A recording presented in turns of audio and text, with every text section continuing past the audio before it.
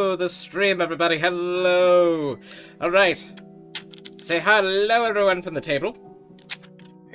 Hello, everyone from the table. All right. Wise ass. Stain. So. Different. So. This is going to be session 10 of Afterfall and the final stream until the new year. I make it sound dramatic, but it's literally just another month. So. Yeah. 2 days. So. No, it's gonna be 20 years. Where the heck am I sneezing? And a half, yes. God bless. I mean, the new year doesn't imply which new year. Yeah. Fair enough. Alright, so, with the recap from last session. So, last session, you finally completed your training at Fort Nowhere, plus or minus an impromptu trip to the other world, and fighting off a sabotage group of automatons that suddenly formed a hive mind and tried to kill you. And also wisely ignoring an eldritch being trying to get us to do a Faustian deal. Yeah, I mean, that's neither here nor there, though, in comparison with the entirety of your journey to Fort Nowhere. More like annoying thoroughly. Yeah. Yeah. Yeah. I hope the clerics can dispel / banish whatever it is properly, because otherwise Probably. Otherwise, Dane's screwed. Yeah. Oh, most So- certainly. Jimmy's screwed. Just before we left off, that is indeed what happened, and you discovered the thoroughly crispened remains of the gnome you had been searching for, Grease Burmenstrog. Crispy. Yeah. And by What- crispy, I mean most of what him was remains? ash. You only found crispy feet and boots. And a half-burned diary. Which you found out there may be an conspiracy. Fuck. There may be a conspiracy that extends far beyond... What the fuck just happened in my brain? There may be an Fuck! There may be a conspiracy that extends far beyond what you know, despite the dead ends that it led you into. So, forced to give up the trail and give your knowledge to your betters, your employers, you went back. Mhm. And you are now awaiting transport back to Boston. We shall arrive on the morrow. And before you Life leave... without paychecks. And with that, your paychecks, yes. Yes, with our paychecks, presumably with the extra money that Pascal and Jimmy kept badgering the higher-ups for. Oh, We man. know they're good for it. It's fine. Yeah. Alright. So, yeah, I forgot to do the last-minute tabulations for that. That'll be fun in about half an hour. But anyway. Yay! Okay. Yeah. Yeah. Welcome to Maths on Stream. Woo! Yeah. I totally don't suck at them. I don't know what you're talking about. Welcome to contract negotiations on screen. Yeah. Alright. So, is there anything you would like to do in your last foreseeable evening at Fort Nowhere? No. Oh yeah, definitely. Jimmy, because Jimmy never actually talked to the lieutenant or captain, whoever is what his name is, the head of the fort. Because remember, he was going to tell him. Oh, about- Captain Burns, yeah. Yeah. Because remember, he was going to tell him about that half-giant super soldier WMD guy who is on the loose somewhere in Okay. the world, and Somewhere in the And world, Jimmy's- maybe, probably, might still be alive. yeah, yeah. Well, and Jimmy's just more concerned in general, like, because like it wiped out, most of his unit, so he's more just like, hey, maybe we should do something about that kind of thing. Not even like obviously that's part of his backstory, but like not even like backstory wise. It's more just like, hey, I figure I should let anybody who may have the capabilities of dealing with this thing know that this fucker is out there. You know? Fair enough. So- Just so I can establish a Yeah. relevant turn order, anyone else want to do anything before we close out this day? I'm good. Can I sleep? Yes, And you Jimmy wants can to sleep. Yeah. Yeah, alright, so I am guessing you all want to sleep eventually. That just kind of feels like it goes without saying. Mhm. I guess. Alright. I mean, What do you mean, I mean? Do you want to take a point of Well, I mean, exhaustion? we're- Because I can give it to you.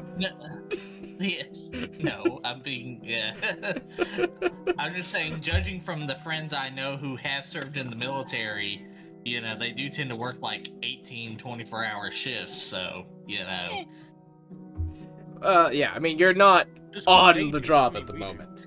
You kind of got Yeah. your last mission done early. So, Alright, cool. all right. So yeah, you go over to Captain Burns, who's now in his office in the training hall. Alright, so, he knocks on the door. Doesn't wait Yeah, for come an in. answer, Ah, and well, he all just right. Welcome. He's like, so, yeah, I got something I gotta talk to you about. All right. Go So- ahead. He's like, first of all, so how much do you know about the war with the giants? Intimately. Okay, so you might know about this. During said war, I was a member of one of the units sent there, and during a mission, we encountered an experiment that the giants were conducting on half-giants, specifically half-giant criminals. All but one of them failed. However, the one that succeeded became essentially a horrific super weapon WMD. He apparently can release poison to kill, at will to kill people. He has mithril tentacles that can drain your life force with vampiric touch at will. And he calls himself Alpha Crimson. And yes, he does act like a frat boy alpha douchebag, so there is that too. And he was a serial killer, so he has a penchant for killing things relentlessly. And Well- he wiped out our entire, almost all of our units. So, we caused an avalanche that we think killed him. However, he may or may not still be alive somewhere out there, and he's really strong. And so anybody who may or may not have the capabilities to put him down for good should probably be aware of this asshole's existence. Well, believe it or not, I heard rumors of such an operation in the last Greenland campaign. So, I'm honestly not sure what you expect me to do. I'm sort of bound by my contract here. So, Well, I'm just saying that, I'm obviously you're a mercenary. I'm not assuming that you yourself are going to be responsible 100%. I'm just saying you are at least somewhat, you're powerful in your own right, and you're a mercenary. So I'm warning you that if you receive a contract, any contract you receive, be careful. There may be this asshole out there trying to kill you. And he's really powerful enough to wipe out an entire military unit. well, thank you for the warning. My employment contract firmly places me here in charge of training at Fort Nowhere, so if any of you fall to him, I suppose that only really speaks about me.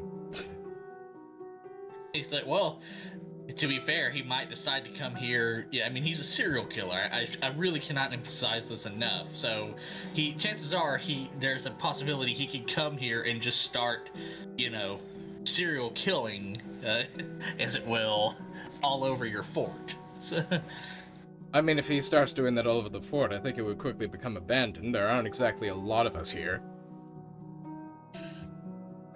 well, I warned you, and he just walks out. Okay. Have a nice day. And he He's just gonna go- waves his hand and the door closes behind you. Yep, and he's gonna go get more meat and booze, and take it to his room, eat, and pass out. Roderic, you eventually see the dwarf come back, in a bit of a stupor, both by meat and alcohol, and flop on the bed. Yeah. Figures.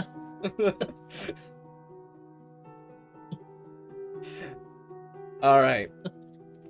So, last call before we close out this day. Closing time. Oh, I swear to God. Alright. So, we're gonna do it that. Pascal, meet me in whisper chat. Oh. Yay. Backstory stuff. Alright. Secret story coming. I don't like it here. Alright. You close your eyes. Eventually, your roommate does come back from the medical ward at the other end of the town. By then, you're already half asleep.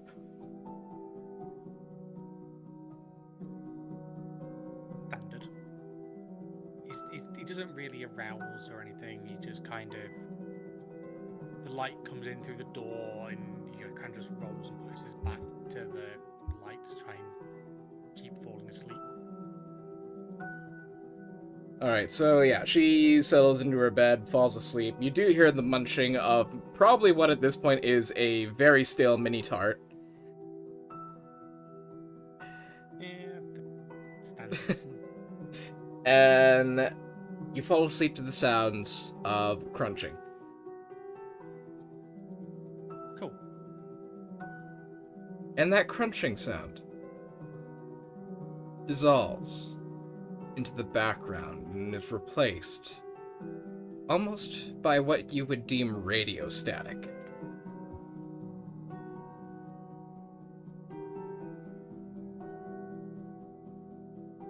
As the shadows behind your eyes swirl and flicker and take on long, tendril-like shapes. And in the midst, you see a vision. A gnome in an abandoned building. In the middle of writing in a book, a journal. You vaguely remember the room, perhaps during a waking moment. But of course, being a dream, it's not exact. And as you do, you see the gnome look up, obvious fear in his eyes, as a shadow steps in front of you, between you and him, and fire consumes your vision.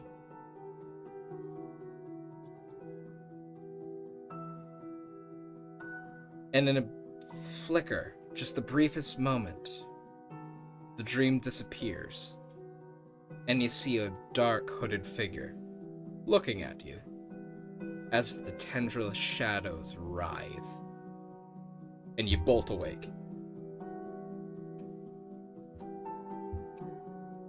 Alright, back in general. Fun, thanks. I don't like this. And as he's looking for these cyborgs and to absorb them. Alright, to become and we Yeah. back. ultimate being. Welcome Yeah. back. Yeah. Okay, that hang wasn't on. I'm getting a message from the mystery person. Just give me 1 second. Mystery person. Oh, and did he traumatize you? No, Yeah. no, Oh. he would never do that. Yeah. Damn. Alright. So, you all sleep. Great. Love it. Yeah. and you wake up the next morning to the sounds of Hopefully. an extremely loud, piercing steam whistle from the entrance to the fort. Alright. Jimmy's just okay, alright. Everything's fine. Full long rest or not? Given what- Yeah, you do get a full long rest. Yay. Alright, awesome. Alright, let me Yeah, adjust Tui's just laying the in calendar. bed. Tui's just laying in bed, slightly jumps, and her eyes like bang open, just like what the fuck? Yeah, it's a little past sunrise. You hear the clanging downstairs as they're putting out some last-minute foods, so you can head out. Alright. Yep. So you said they're like, what, food, you said? Yeah, just like some really quick breakfast stuff, just like, you know, toast, eggs, bacon, anything you can just pick up and eat. Jimmy picks up an entire, like, armful of bacon and like 20 eggs, you know, and is just on his way to the airship, just scarfing them all down. It's not an airship this time. It is the land Oh. ship that brought you here originally. Oh, sorry, my bad, land ship. Either way, same thing, same difference. Yeah, I know. I didn't obviously. specify. That's why. Yeah. Yeah. Yeah. On Jimmy's heels down the stairs, Pascal, like as Jimmy grabs up like the handfuls of bacon and starts stuffing them into his arms, he's like, "Can you save some for the rest of us, please? Like enough for the rest of us?" Jimmy's like, there's enough over there.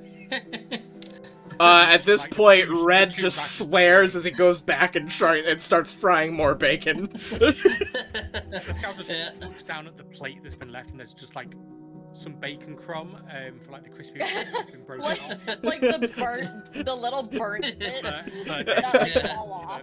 Yeah. He's like, Well, and then there's Yeah. there's like the toast and such too, isn't there? You know. Oh yeah. Yeah, the stuff that he doesn't like, you know, it's like. can I just suppose in canon? You know, the he healthy gets shit. gout from the amount of crap he's eating. His constitution is really great, so I don't know. That's a good question. He'll get it I eventually. typically don't give you guys common like okay, yeah, I don't give you guys that kind of thing unless you're like, hey, can I have gout? Yeah. Well, and also, here's a question, like a legitimate question. Like, do we know that like dwarves, elves, etc. get the same kinds of diseases?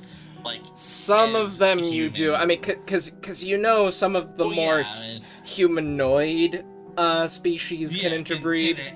Yeah. Yeah, but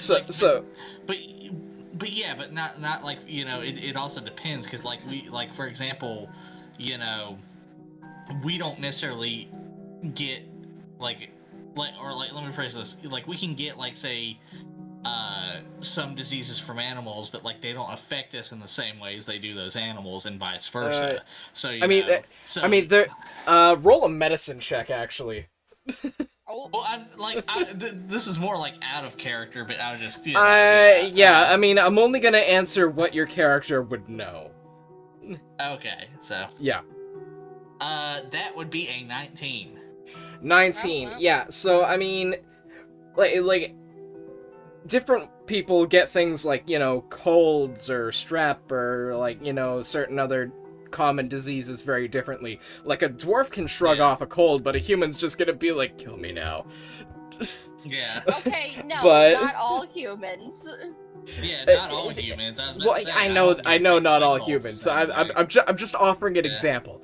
But there are Yeah. certain diseases, like the elvish flu, that just sort of sweep in and out, and it's just like you wonder why you were off your feet for a day. Sorry, you're gonna say something else if you wonder why you're still alive? Yeah, I was about to say. I was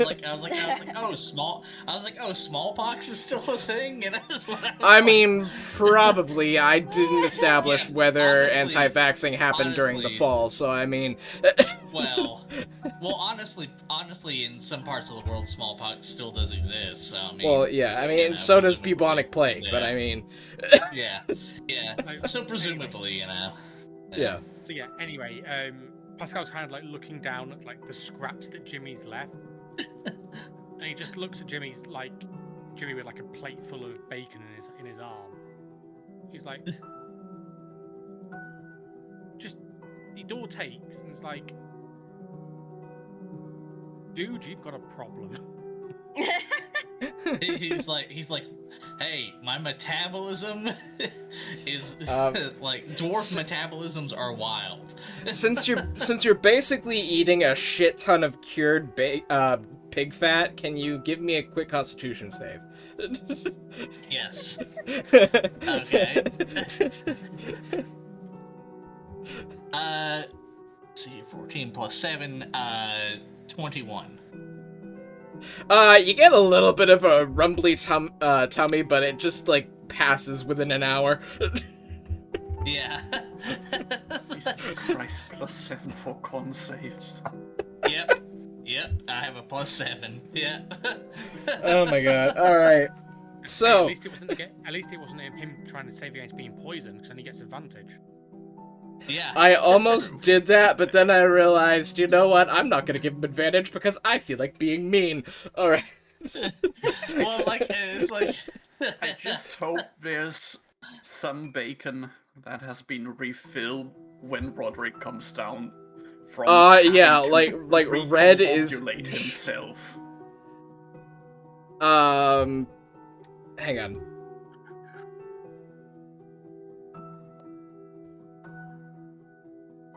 I still can't find this word.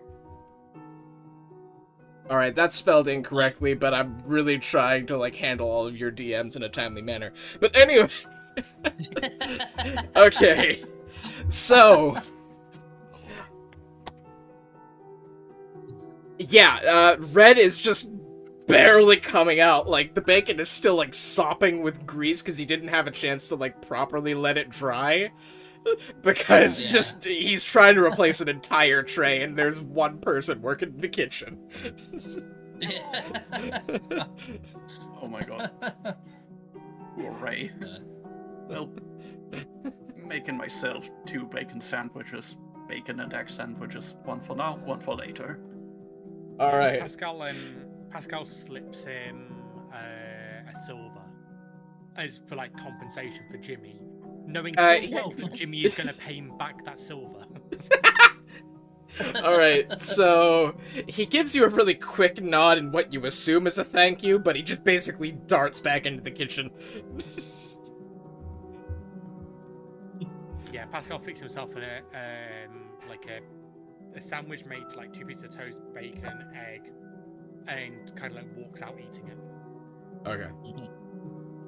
I mean, yeah, there are like some other fixings there, but like not a ton compared to like the bacon, eggs, and toast. Yeah. So basically, you're saying it's like a quality Inn breakfast. Basically, like a continental breakfast if there was only one chef at the hotel. So typical, because that's pretty typical. Yeah.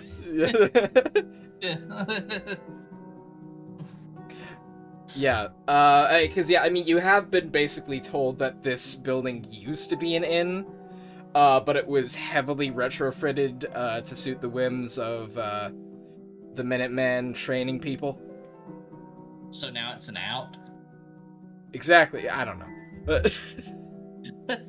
So, yeah, you guys, you grab your breakfast, you head over to the land ship, and you see some landship sailors just busily keeping the fire stoked. It's not a large craft, it's the same one you saw before, good old number 7, on the Providence Steam Road Company. So, yeah.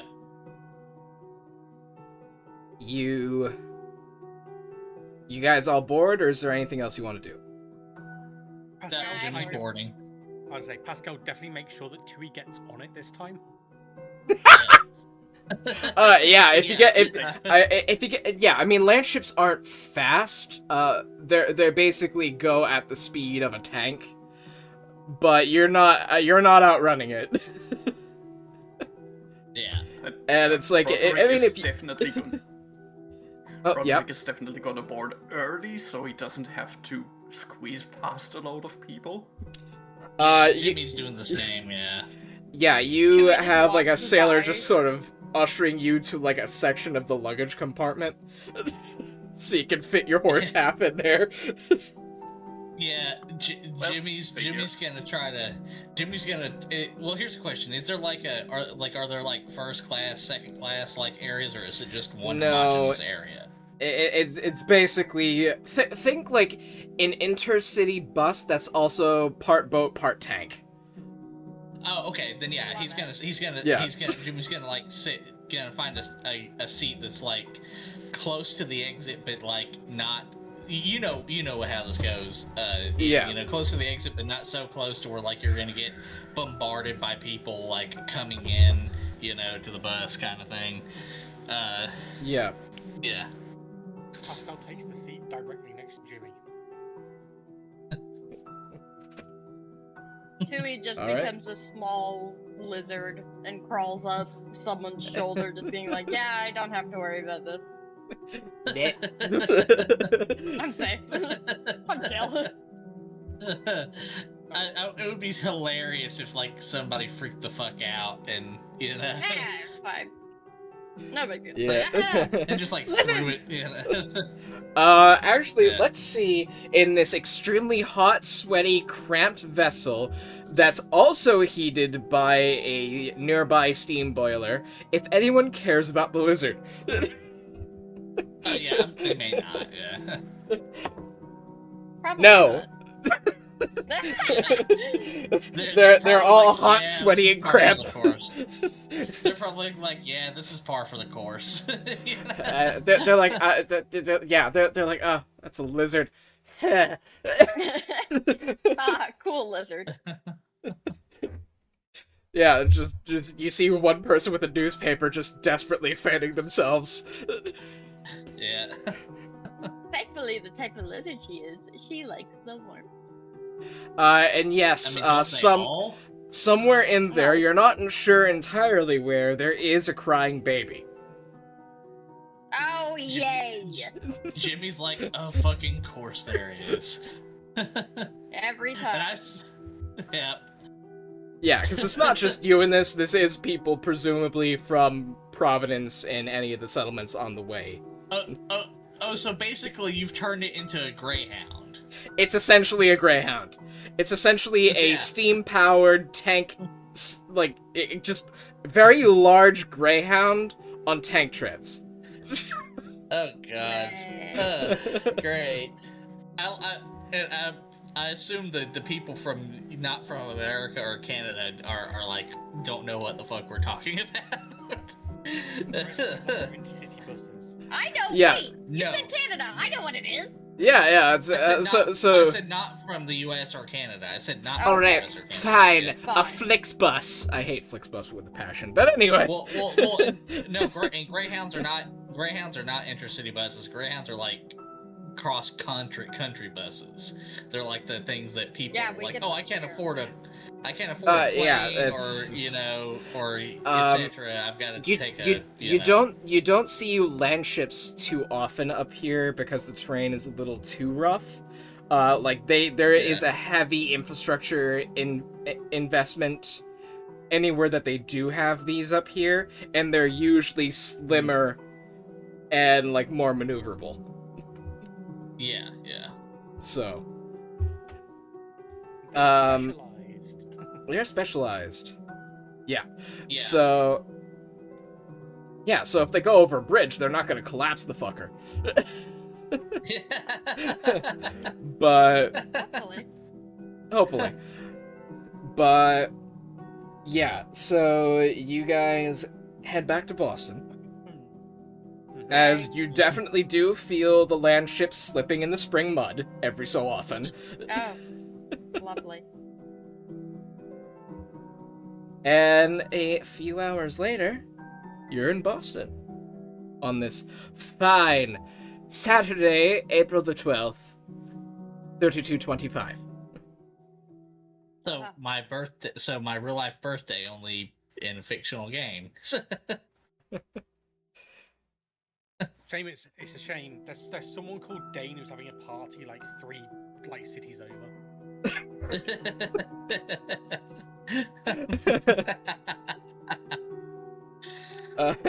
Yeah, so you guys, yeah, so you're back in the Fen Market. Actually, let me move it to the Fenre. And I shall turn it over to something I've been working on for a while and still not finished. That's okay. Oh, your world map. Oh yeah. Well, I have a world map and I also have a Boston map. Yeah.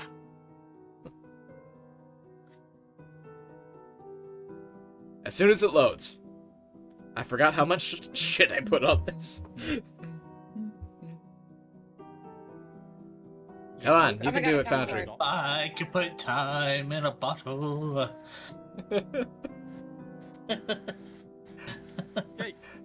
Alright, you guys are down here in the Fen Market. Mine's still loading.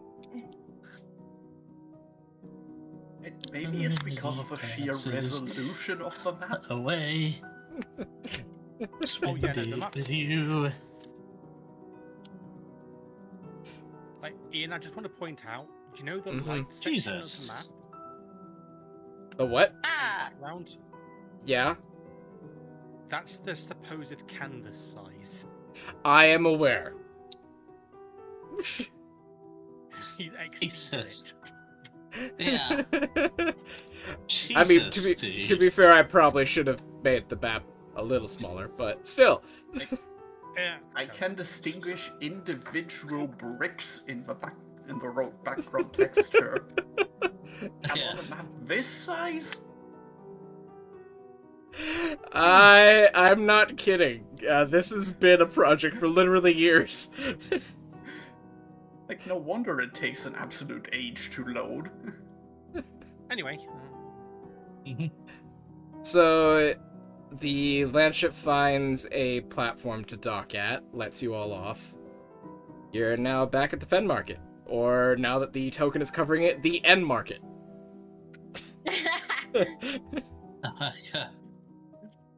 Do we have any FLO. particular orders of where to go?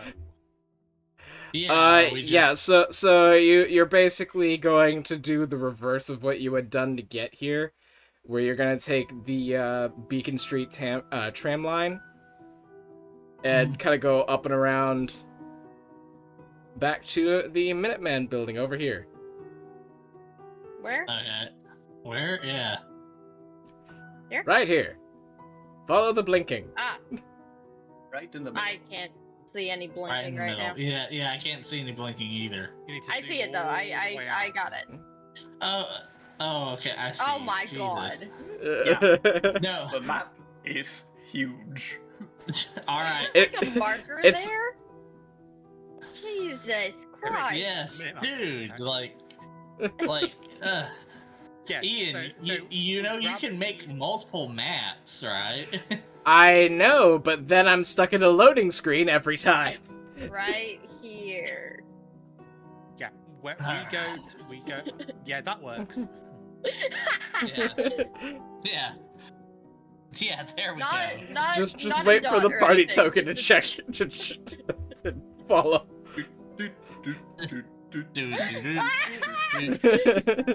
Wait. Jesus. right here.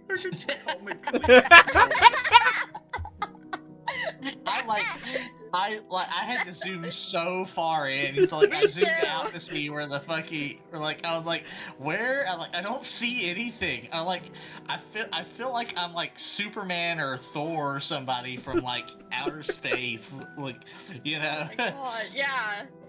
Like we're Magneto giving the intimidating speech to the UN from the stratosphere in X-Men 97.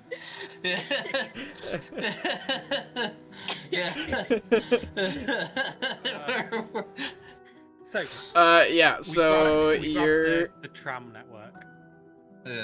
Yeah, so you grab the tram network, you're now back at the Minuteman building. It does not take you that long. It's about noon now.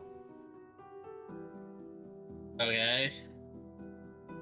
So, like, I guess, like, are we here to get our payment, or, like, what's going on?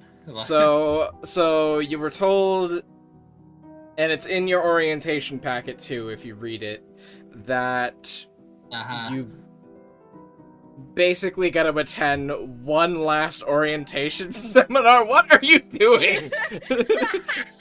Oh God!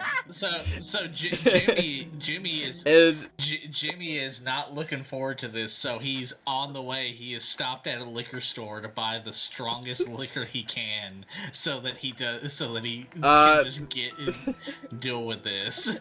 So there is a tap house in Faneuil Hall, and there's also another one in the Minuteman building. He's gonna go to the Faneuil Hall, presumably, and again he's gonna find this world's version of like Everclear or Absinthe. So you go to the Whistling Whale Tap House.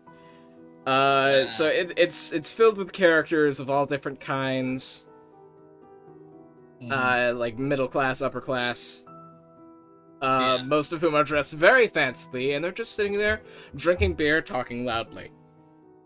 Yeah, he goes up to the bartender. He's like, "Hey, got any gut rot?" I think you're in the wrong establishment. I can offer you a nice whiskey. He's like, "Okay, let me rephrase. I want the strongest alcohol that you have, like." Powerful enough to melt stone. Alright, so he looks back and forth. So you remember the first session when they gave you that clear bottle with the liver's death label on it? Yeah. He pulls that out again and another waiver. He's like, yeah, I know. He gets it. He doesn't open it yet. He's saving that for the orientation. He's like, thank you, gives him the money, and then goes to the orientation. Oh, you're taking the entire bottle. All right, that's gonna be 80 gold, please. He's like, here you go. Do you have 80 gold? I should. Wait, did we get paid yet? I might not. Not yet. Nope. Yeah. Okay, what do I got? Fuck, I'm broke. Never mind. Never mind. Ignore that. I don't have money. Yeah, I'm broke. Never mind. So Jimmy is. Let me rephrase this. Jimmy's mentally planning to go do this after the orientation. How about that? Oh, so we're already halfway here. So he's like, you gonna pay for it or not? He's like, save it for later. I guess I'll have to save it for later. I forgot I've got Jack and shit, and Jack left town. Alright, see you later, don't forget your money. And he puts the bottle back under the counter. Yeah. He's like, I'm gonna hate every fucking minute of this, and he goes to the orientation. Alright, so you go over here to the outreach office, where there is an auditorium. Damn it, I gotta change everything now. So, like, is it like a, over indoor here auditorium? Oh, where the...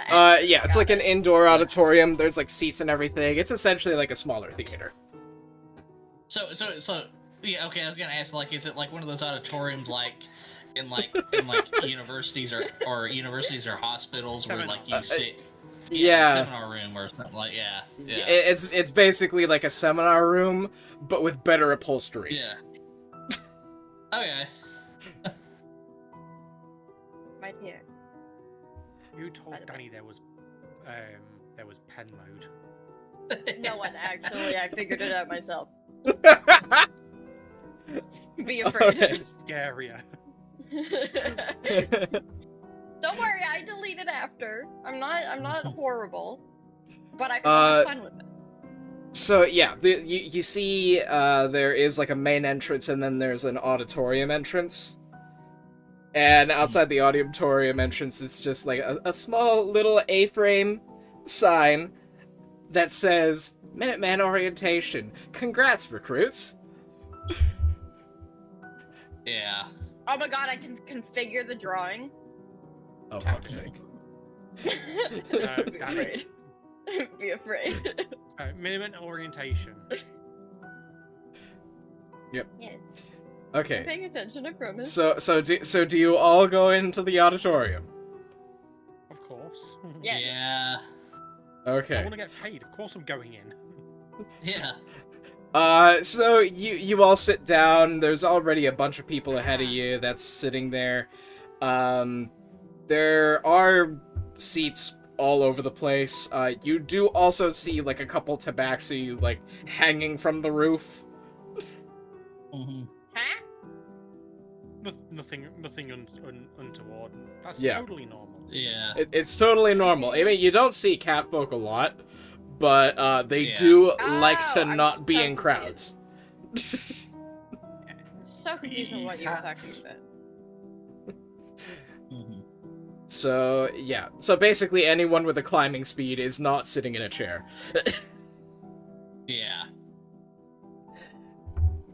So, yeah, you can sit way up front, you can sit in the middle, you can sit in kind of like Way at the the gallery.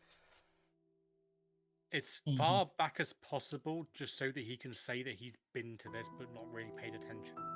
I'm Yeah, still a lizard on, we'll say, Roderic's shoulder. Yeah, there's like an upstairs gallery. Does the centaur go up the stairs? Oh God. yeah. Nope. Wait, pause gonna- for a quick second. Does Roderic have wild shape? Yeah. In theory, yes. Well. Yeah. Why are you a centaur? Yeah. Because Because you can Roderic is infuse- because Roderic is reluctant to use it because the other thing love that is powered by wild shape is the fire spirit. And whenever that Oh, appears, okay. it's a bit of an exciting moment, let's say. Fair He enough. likes the excitement. He doesn't like to be mundane. There. Alright. Yeah. Fine. I mean, All right. Fine. he's a little firefox. He's an excited little boy. Yeah. I love how Roderic at this point just has two familiars. Pretty much, yep. All right. Yeah. So, do you sit in the back, middle, front, Roderick? There is essentially like handicap seating that you can like fit your entire body in. Yeah, I was about to say, is there I'm like, gonna I was pick about up to one of those. Yeah, I was about to say, Okay. is there not like Don't be a ramp? You know? He's going to relinquish the seat if anybody who's actually handicapped comes along, but Okay. if he can fit in it, he's going to go there. Yeah. Yeah. Jimmy is Yeah. gonna sit as far back as possible. Yeah. No. You do see a guy that's in like a mechanized wheelchair, just sort of like. And come next to you across the aisle. He just nods. Like, we see this as a disability, you're okay. Yeah. All right. Yay! Centaurs and tight spaces do not agree much. Who knew? Yeah. I told you it was a The fact that we see steampunk this as a campaign. disability. Yes. And it's also providing a heck of a lot of entertainment, don't you think? Yes, it is. Yeah. All right. So, after an uncomfortably long half an hour, the speaker finally gets on stage. Wow. What about the microphone and the actual Yeah. who's doing the talk? Yeah, is there Yeah. is there somebody going like test? Yeah. So it's like they 30 fucking minutes. yeah they bring out like a like stand microphone. You'd see like a radio, and he like starts talking. Nobody hears him. starts talking again. All of a sudden, there's like a feedback burst. Bomb. And he just, like, winces, waits for the feedback to die down, taps the microphone. Good? This is every single frickin' you got this play at fixed? school. Just fucking Christ. Alright. And he just sort of like, welcome, recruits, or should I say, agents. For in a matter of moments, you shall be full-fledged agents of the Minuteman Universal Security Corporation, trademarked. So, and he starts going into just an incredibly long diatribe about, like, the importance of the company, how long it's been around, all the service it's done to... all the service it's done to the Federated Territories, and... He's like, we're all a family, you know? That does come, like, immediately after that section. Then he gives an overview of, like, the incredibly dense text you've already read, hopefully, for the employee handbook. Yeah. I totally read that. Yeah. Totally. Just in case, just to see how much you're nodding off, roll me a perception check, everyone. I'm literally taking notes! Alright. Yeah. Okay. I should Let's see be here. fine. You have a much higher chance of noticing. A very, very, very filthy 20. Okay. Give me a second. 19, what was that, Roderic, 25? 25 Give me a total. second. Okay. Give me a second. Alright. One. Got a second. It's fine. Oh my Yeah. god. Yeah. Oh my god. 3. Tui, you're like, oh, that's a very Lizard delicious is looking gone. fly. Yeah, lizard is out. You're starting to wonder why you think the fly is delicious, and then you're like, oh right, I'm a lizard. Oh yeah. You know, this kind of makes sense. Lizard has a lizard brain confirmed. two brain cells. They're both fighting for third. Yeah, so, this is a thing, so, like, even though Wild Shape, you do have your own mental stats, it's a part of my canon that you will start to pick up little traits while you're in that form, Well, yeah. especially the longer you're in it, and you've been in it for, like, 5 hours. Yeah, I was gonna say, she's good. She's like, yeah, this is my life now. I am. Yeah, really scared. you are like, I'm a lizard. What does it mean to be lizard? Yes. Okay. Yeah. So the rest of you are like, and as it states in Chapter 31, Section B, subsection 4, in the quest board in the employee lounge in the atrium, before you claim any contract or posting, you must clear it with humanoid resources and make sure that it's been logged, or else you won't receive payment Humanoid for it. resources. Fucking humanoid resources, you My And God. then it's just, yeah, you pick that up and it's like, oh, you can get side missions, but you have to log them with the company. We Jimmy- love the company. Sorry. And I'm gonna do that. Jimmy immediately makes a mental note. Okay, so HR is not our friend.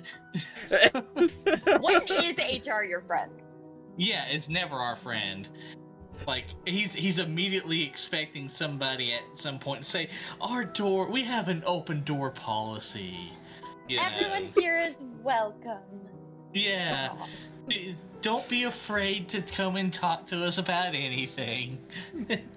Also, Everyone's HR family. is like Yeah. like a couple dozen floors up in the main Yeah. building. So it's like, it's really Basically, inconvenient to get to. Yeah. It's himself. Just Even to get better. Oh, bloody Yeah. hell. Sorry, Roger. Yeah. there is an elevator, but there's only one public elevator, and there is a secondary elevator, but it only goes up to the executive floors, There? Which are even further up. which are Yeah. even further up. Yeah. Yeah, he's gotta worry about like getting, to the service elevator where like the custodians use or something. Yeah, so I mean, you can go up the stairs. It's probably going to be very exhausting for you, no matter who you are, but there is an elevator if you don't mind waiting a little bit.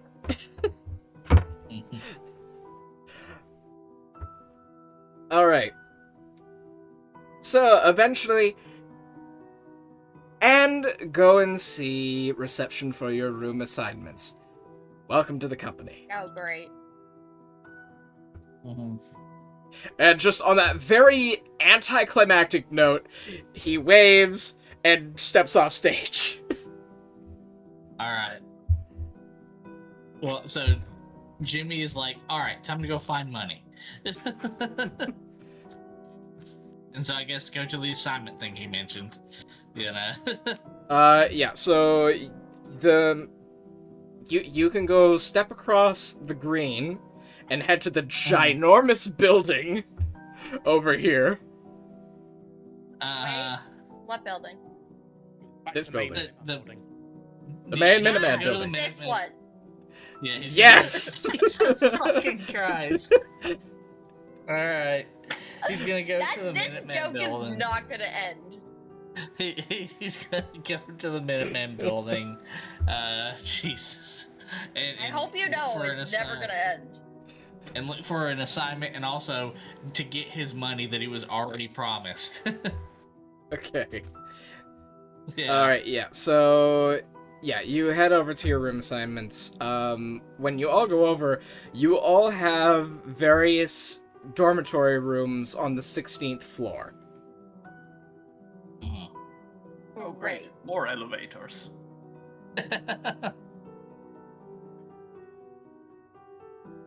Yeah. Yay. Okay. Yeah. So... Do you guys wait for the elevator? Because it's not currently down. Yep. Um, And not going up 16 flights of stairs, thank you very much. I'm still Yeah. Mr. Roderic, so. Yeah, Jimmy is just sort of like he's like Roderic. It's just like fuck the stairs, like. So like after you're waiting for like 5 to 10 minutes, the elevator comes down, and it's not like a cable elevator, but it is like operated by a rack and pinion system with a bunch of cogs. Yeah. Love it. I'm just gonna. Oh. What was that? What's better? Oh, no, I just put a star on what building we have to go to. Yep, it's the big one. It's the 55-story one with a little bit extra on top. Ah. So, okay, just to reiterate, because I'm really slow at taking notes, we're on the 16th floor is rooms.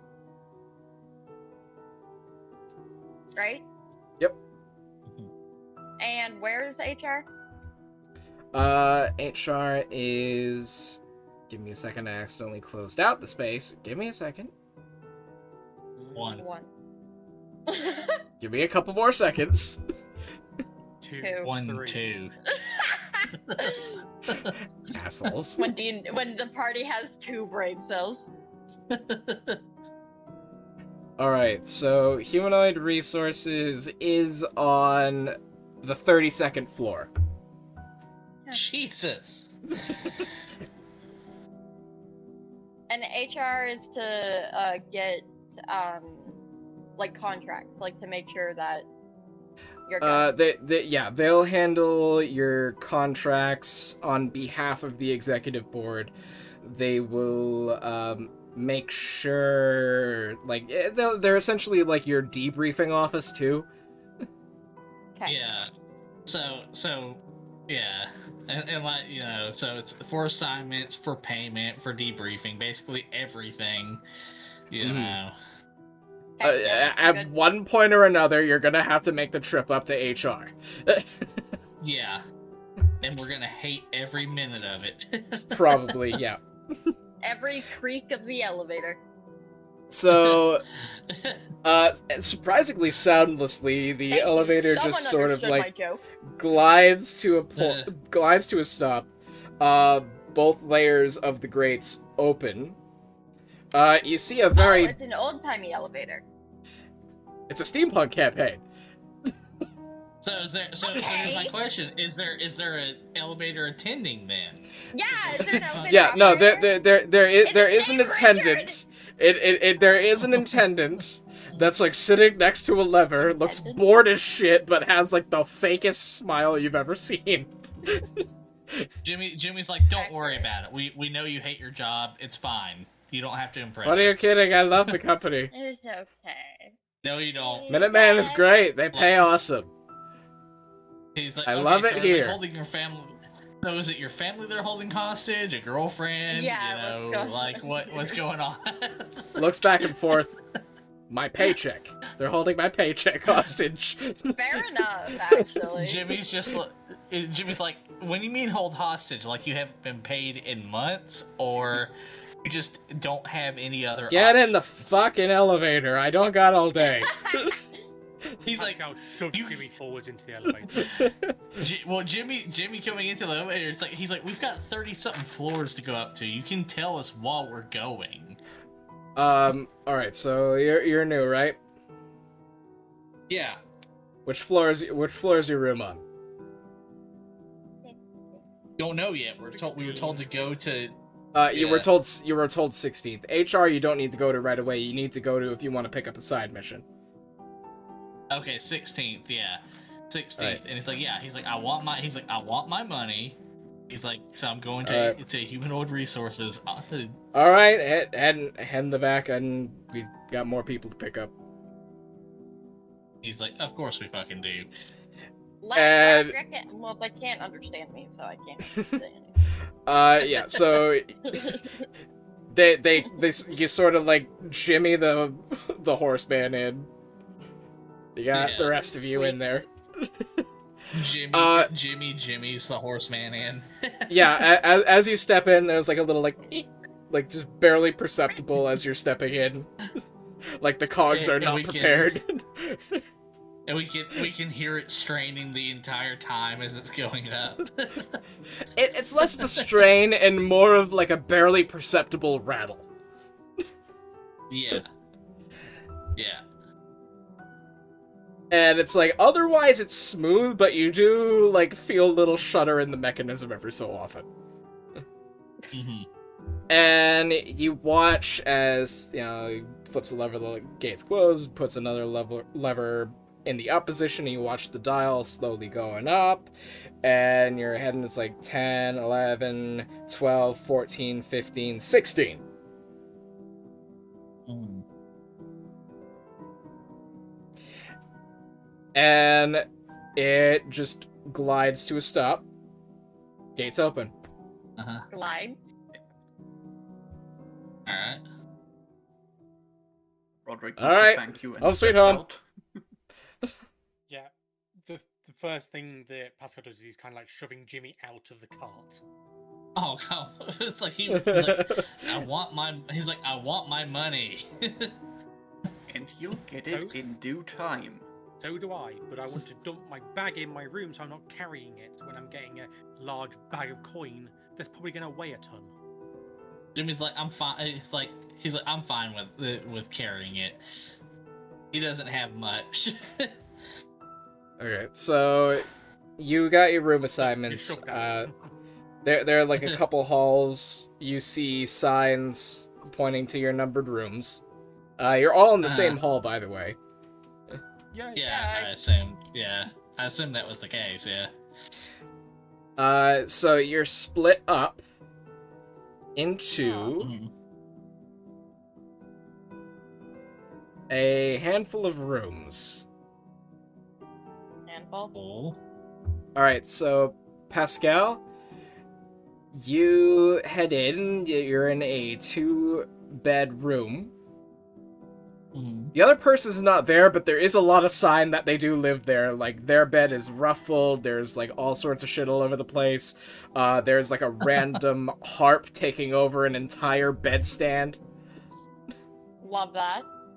Uh-huh. Am I in a room with a fucking bard?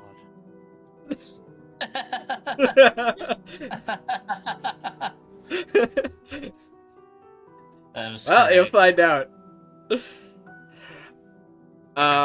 Tui, you're in a room. You do see...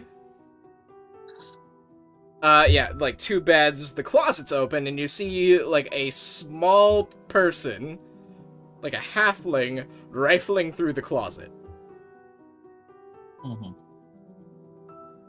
Okay. Does the halfling live there? Are you gonna ask? I can't. I'm a lizard. Do you unlizard? No. Alright, you just lizard Why would into I your lizard? room. Alright. Yeah, eventually Wait. you come out. Yep. Sorry. Thought of something. Can I, like, crawl up this person's leg and just sit on their shoulder watching them? Just like... Are you trying to be stealthy? No. Alright. Trying to be a nuisance.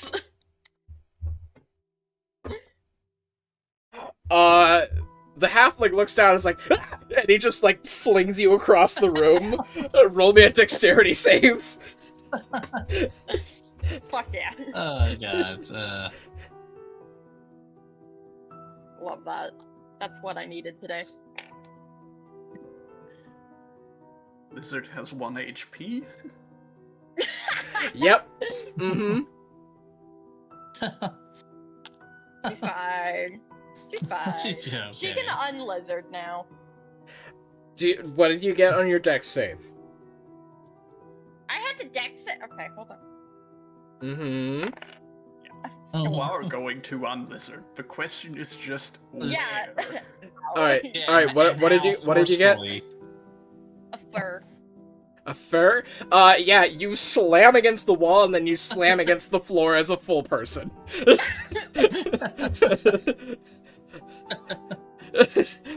Just the halfling's just standing at you, like, trying to figure out what happened. It's like, the fuck are you? Your roommate. Well, you could have said hi. Hi. Hello. Welcome to the room. Glad to meet you. My name's Bingus. Bingus. Oh god, that name is so going to not be mispronounced at some point. She just like stares at him with no thought behind her eyes when he says his name.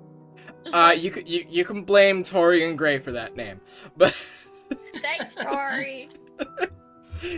Oh my god. alright. So it's just, and you are.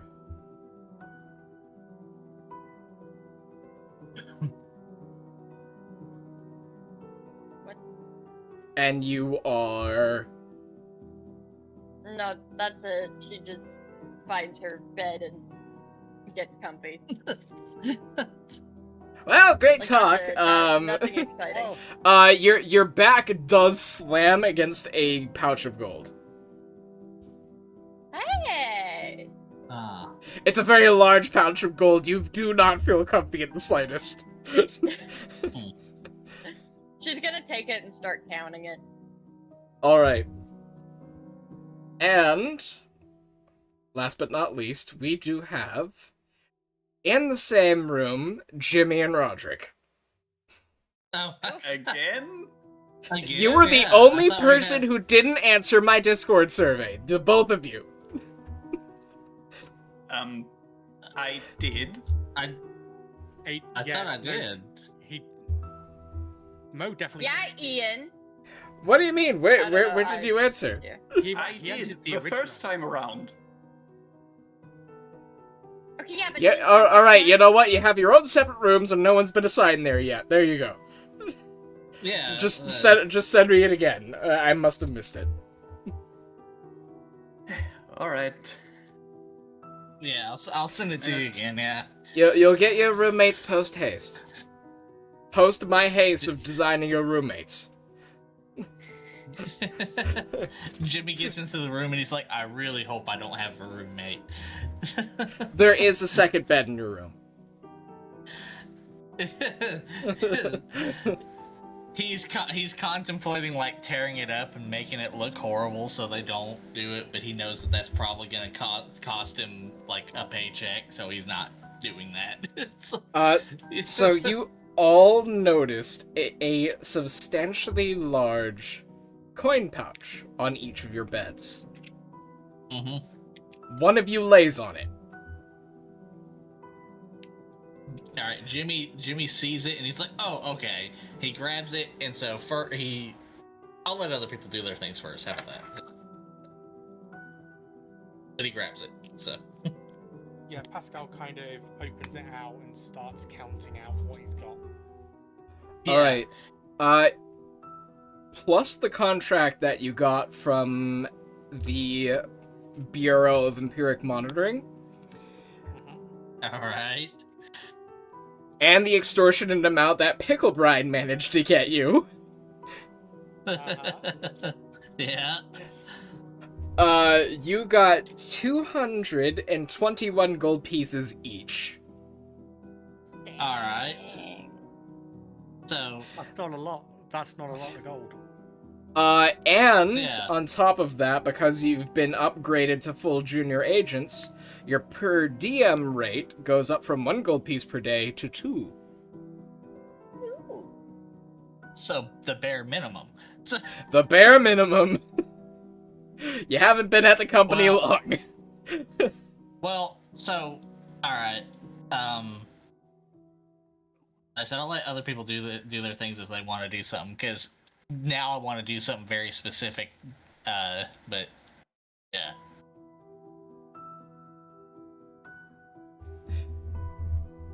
And, okay, my cat's running all over the 22 place. Are you okay? Right now. Yeah, zoomies. Oh, I'm just making sure it's not destructive zoomies. But Fair enough. Oh, Ian, real quick, you said 200 and what? 21 Just 200? 221, okay. each. Yeah, I assumed each, I just didn't know. Like, Yeah. Like, I couldn't remember the exact 200 number, you know, so. Yeah, so now you can go shopping with it. You can spend it on any sort of amenities. Also, as a part of the seminar, because most of you noticed, the free lodging only lasts for a month before you need to start either paying the company or finding your own accommodations. Ew. Oh, Jimmy's immediately planning on just camping out in the wilderness. So, Yeah. Yeah, you do know, because this is a big city, you can get anything from, like, rooms in a boarding house to your own townhouse, depending on how much money you have. Jimmy doesn't want to spend any of it. Yeah. Just to How much would be it cost aware, to have this? in if you want to have any sort of crafting stations, you do need your own, like, private rooms. Yeah. Well, yeah. What the thing with Jimmy is he doesn't like the big city. He feels more at home in the wilderness, so that's where he's wanting to do. There are some, like, rural adjacent places in this city that you can find homes if you know who to ask. He's just gonna camp. He's not even gonna try to find a home. He's just gonna find a decently sized patch of woods to camp in. All right, fair enough. We'll see how that works out for you. What's the rent in the Minuteman Hall? I will let you know next session. So in other words, you haven't figured it out. So I don't have exact numbers. I'm also gonna give like tabulations for like if you want to get a boarding hall, if you want to rent rooms, if you want to like get your own townhouse. There's also the ability, like there are plenty of warehouses in the city if you want to spruce one up. okay, There are that makes sense. there are also like if you are rich in blood, mansions. No, we're not that rich. Not we're yet. rich at all, but like, yeah. Piques But yeah. Pascal's interest. Yeah. Indeed. So Roderic So, will definitely yeah. be looking for a place of his own. yeah, Jimmy's Only main. to preempt some situations. I mean, Yeah. there's a stable down the block. Yeah, Yes, but those are and prone also to. no. Yeah, stables are prone to fire. Hang on. Digest. There is a stable. Never mind. So it's not actually that stable. No, it Stable, is stable. down the block. The Minuteman stable got converted into a different room when they realized they didn't really need horses anymore. Yeah. Yeah. So. Oh my So God. the first thing after like counting out his gold that Pascal's going to do is he's going to go and head back down to like the communal area and go look at what jobs are on the job board that could potentially be done as a side quest. Okay. So you head down to the, I want to say third floor. Yes, the third floor, the upper concourse in the atrium. So yeah, this is like a magnificent area. You have like a glass arcaded ceiling. There is like a dining hall tap room area below you, and below that there's just like some other public facilities and offices. So you head over. It's like in a sort of lounge area where at one end you have like some sofas, lounges, and a fireplace. There's like a pool table, and there's like a little like coffee dispenser on one end, and then there's the quest board on one side of this floor. The whole Pascal's going side? immediately. So basically, like, you have, like, the atrium, there's, like, a little walk around, like, a U-shaped thing. There's that on one side. On the other side, there's, like, a, open second floor over the tap room that you can see down below. There's, like, games, newspapers... and there's also a practice firing range with mechanized targets. Fun. Fun. Yeah, Pascal's going straight to the job board just to have a look and see what's available. Okay. I'm in the wrong tab. And I'm Journal. purposely Yeah. doing this to be a nuisance to our DM. Oh, you're not. Yeah. I wrote this and planned for it. Good. Yeah. Jimmy, I think, is gonna do the same thing to a point. He's gonna look for like easy, like, you know, see if there are like Alright. any hunting jobs or anything like that. You know. Yep, so if you go into the journal section, you will see notice board contracts and adverts. So you have a Blacklarch and Sons Authentic Arcanum coupon, a Carpentry Guild workshop this weekend, the Cerealia celebration for Roman pagans, including a recovered historic play. You have an announcement for a future Beltane party. Yay! An advertisement for couriers, that they're hiring couriers. A contract for intact wyvern stingers. Mm. And a wanted poster for Wibble Little Left Green Gasket, an extremely notorious and magically dangerous criminal. associated with the Gnomish Mafia.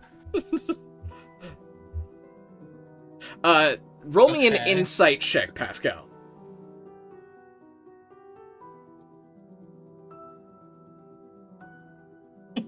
Okay. That is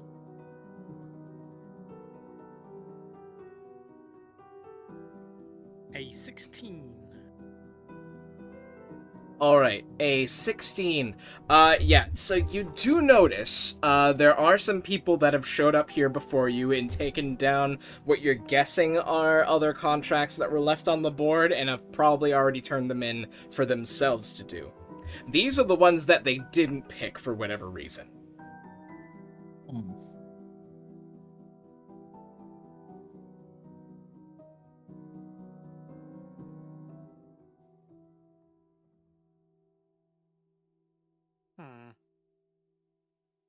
Okay. There's a villager. Hmm. Pascal immediately looks at the courier one, just being like, someone's got to do it, and it's not too bad a wage. Yeah, so it's 15 silver per day. It's less than you currently make. But it's on top of what I get, so. True. I mean, what are the other ones? So if you go into the Wyvern into the journal tab, you can see them. Yeah, Wyvern Stingers. So I don't you know basically, where the journal tab is. so it Yeah. looks like a little Little book book on the icon. side. Yeah. Yeah. So, Jimmy is, like I said, he's looking for like hunting jobs. He sees the wyvern stingers, and he's just like, that one. And so, Yeah, so the contract for the Wyvern Stingers, it's for the Ashenworth and Rustbeam Alchemical Supply Company, and they're offering 800 gold pieces for each whole stinger you recover that is intact and undegraded. yeah. So he's definitely gonna take that, and he's going to like, one of the things he wants to go find and buy with his gold is as good a sword as he can with what money he has, but he's also now with this he's gonna like go like look for like tools for traps and stuff, anything that can help him capture a wyvern and things like that. Okay. First of all, roll me a nature check. Okay. 1 second, let me get back to my character sheet because I was caught in the journal. Nature is one of his good stats, so another filthy 20. Alright, so the specific species they're looking for, the North Atlantic, what did I decide it was? The North Atlantic spineback wyvern, is an extremely invasive species, very much known for going after livestock, shredding them to bits. Also, maybe shepherds. You do Yeah, also awesome. notice, very occasionally, especially this time of year, the magical old-growth forest that has taken over much of the Massachusetts North Shore, that's literally immediately north of you, often has wyverns in it. Okay. So so what I know if like he's so in his mind he's like okay, so do I need to get a live goat, or do I need to like will regular meat from a butcher shop do? Like can I roll like to figure that out, or like So yeah, you could theoretically make a trap as long as it has enough meat for a large creature to deem it worth. well, that's what I'm saying. It's like, so he's but the question is, can he buy a fuck ton of like raw meat, or does he have to like say buy a goat or a sheep? Is my point. You'd probably have to go back down to the fen market to get enough raw meat, but you probably could find a shepherd in the burbs north of you, willing to sell one of their livestock. Probably for a handsome fee. Oh, Oh, he's gonna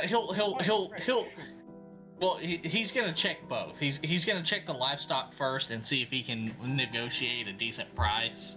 And then if not, then he'll go to Plan B, which is the meat. Okay. But first he wants to go buy a sword, a decent sword. So. Okay. So what are you looking for specifically? Like a long sword, like a katana, or equivalent in this world, Okay. Roll me. and not like the display piece. Like he wants a functional one. Roll you a. Yeah. Roll me a investigation check. Okay. That is an 8. He didn't get anything.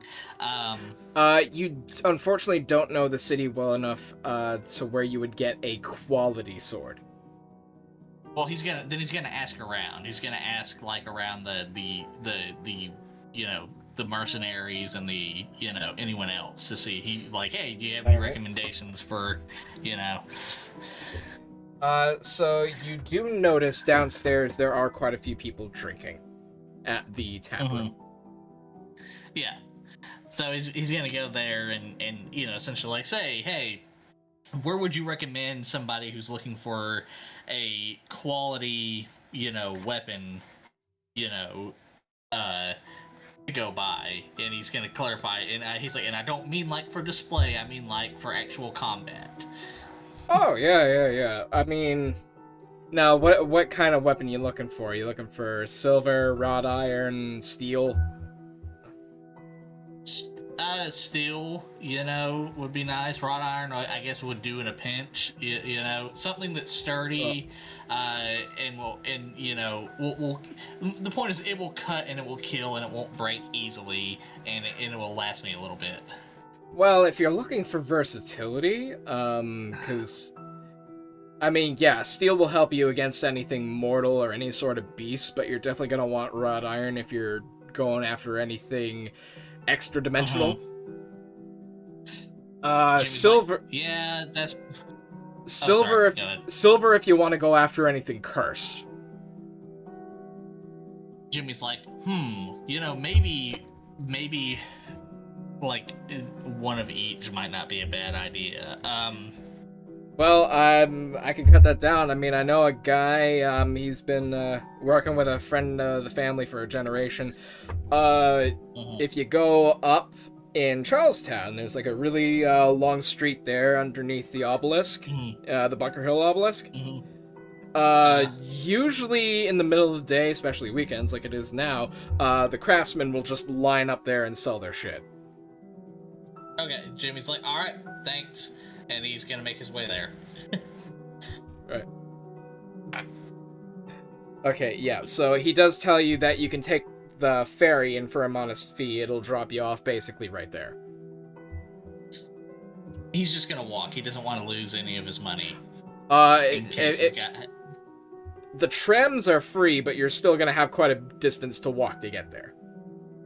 Alright, well, he's gonna take the trams and the walk, and so yeah. The point is, he doesn't want to lose. He's got specific things he wants to do with this money, and he's trying to keep it within his budget. All right. So you're only gonna have like one change to get across the river. So we'll get to that in a second. So before we do that, anything else anyone want to do? Yep. Going over to the Wits End Inn and settling that bar tab from Jimmy's first escapade. Yeah, there's only a couple of changes, and it's only like a 20-minute ride.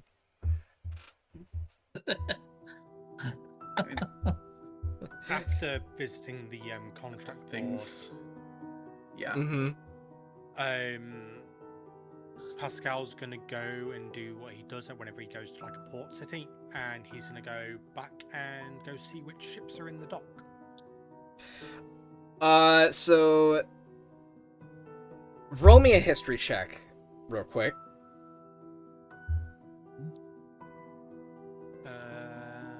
That is an 11. An 11. Yeah, so there are two main docks on either side of the harbor. You have the East Bastion dock and the Old Seaport docks in the Outer Bastion.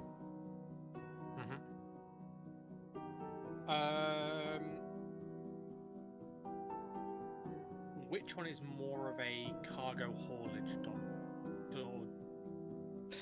You're not entirely sure. You've seen, like, the map, but you don't know the particulars. Okay, he's gonna go to...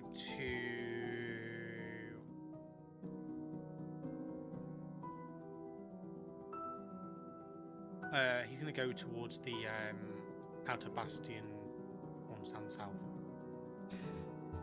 Oh, right. Tui, do you want to do anything, or are you just curling up in the blankets and taking a snooze now that you're not in immediate danger? No, she's gonna get up. She's gonna get up and head out towards the Botanic Gardens. Yes, I say it like that to deal with it. You said it correctly. Cool. Yay. It's a botanic garden. I'm trying to be fancy. Give me a break. No. No. No. I'm trying to be fancy and historical. Don't yell at me. All right. No. No. All right. I cast a command with the keyword no. Into the O. Just the way the trams are lined up, you would probably get there quicker if you walked. Yeah, that's what I was planning. Okay. So, let me plop you down. Thanks. And right, so we're going to start off. Jimmy. Okay. Wow, why is the grid so small? I didn't make it this small, Foundry, goddammit. Alright. Well, it's also, to be fair, you made a huge map, you know, so... That is true. Yeah. Yeah, also... The grid squares are supposed to be bigger, but I think it updated So you twice can since I made this see. map scene, so... Yeah. Well, there we are. It's this one, yeah. Alright, so here we have Roderic at the wit's end. We have... I'm over Alright. here. Yeah, I'm getting there. We I have know, I'm just putting Pascal. your spot. The tram drops you off near the exposition hall. And can you take the blue off? Thank you. I got it. Take me a second. You walk through the gate, considering it's still in the middle of the day. Yeah. And you're now in the gardens. I've been plopped. Alright, so we're just gonna go clockwise, starting with Jimmy. Alright, so Jimmy's arrived at the area. He's gonna start looking for, you know, quality weapon shops. Because, you know, he's a soldier, you know, so presumably... of course, you are the DM, you would have the final say, but presumably he would know sort of what is actual combat ready and what isn't, you know. So you kind of like walk straight northeast. You pass under the Barker Hill Monument. It's like fucking huge, and you're turning around again. Yeah. I'll fix that after. All right. Every now and then I get a little bit tired. Okay. Yeah. So yeah. So remind me what you're looking for. Swords. He's looking for one silver sword and one iron sword that are, you know, combat ready. They don't have to be like, you know, he's looking for something that's serviceable with what, you know, for the money he has. You know, he's not expecting it to be, you know, like, say, you know, to pull from like a real world sort of thing. He's not looking at it to be like, say, a Masamune or, you know, Okay. or you know, or like master sword shop from like Italy or Germany kind of thing. You know, but he wants one that's like that's good and sturdy. It wants two that are good and sturdy and will last him a little while in combat. You know.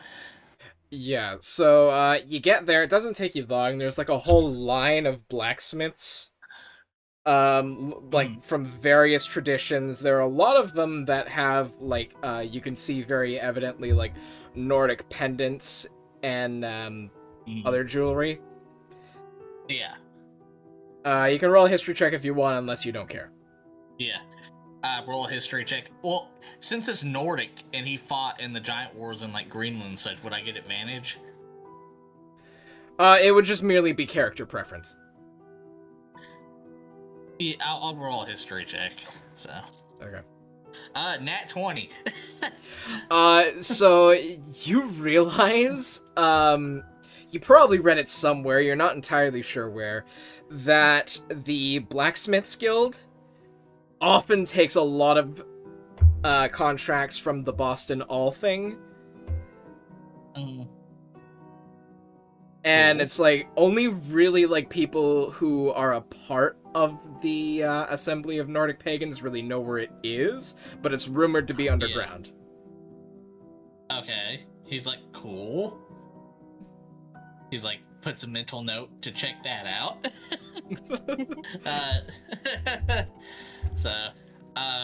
But yeah, he's looking for, he's gonna go up to the blacksmiths and like start perusing through the swords, look for a decent silver sword and a decent iron, wrought iron, Okay.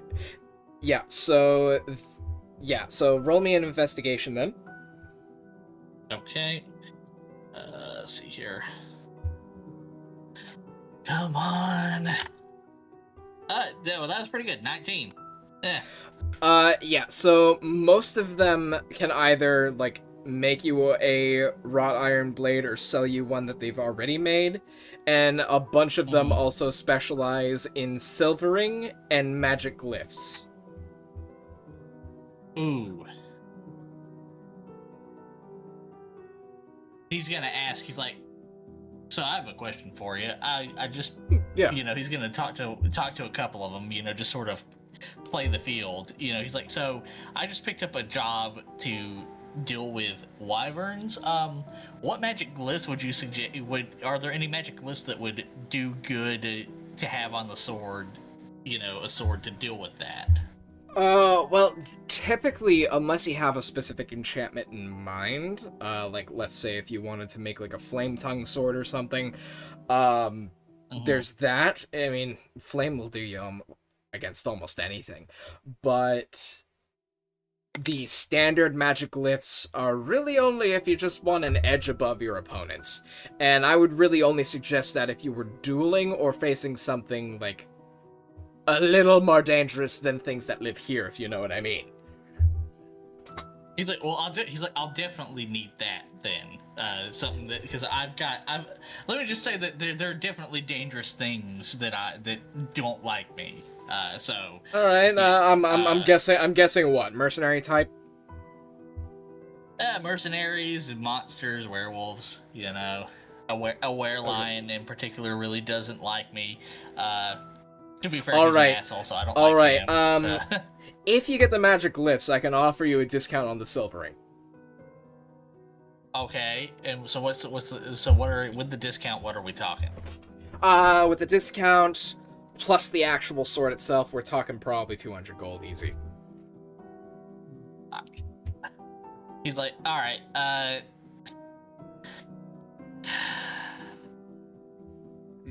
may have to come back for the silver sword for the silver sword then. Like, but if you are facing a wyvern, I would recommend if you go over to the Fletcher's Guild, they could probably sort you with some sort of like you can go over with like the bowmen, the carpenters. They often do like the crossbows. You can get bolts from them. It'll at least give you a little bit of an edge, depending. I don't know if you're like the magical sort that you can like sling fire across a field, or if you go visit the gunsmiths, you can probably just get a nice rifle. He's like, okay, I'll definitely keep the rifle in mind. I will take, how much is it for just the wrought iron sword? Oh, just the wrought iron sword. Hey, let me double check the tabs. Oh, nope, that's the wrong window. Mm-hmm. Okay.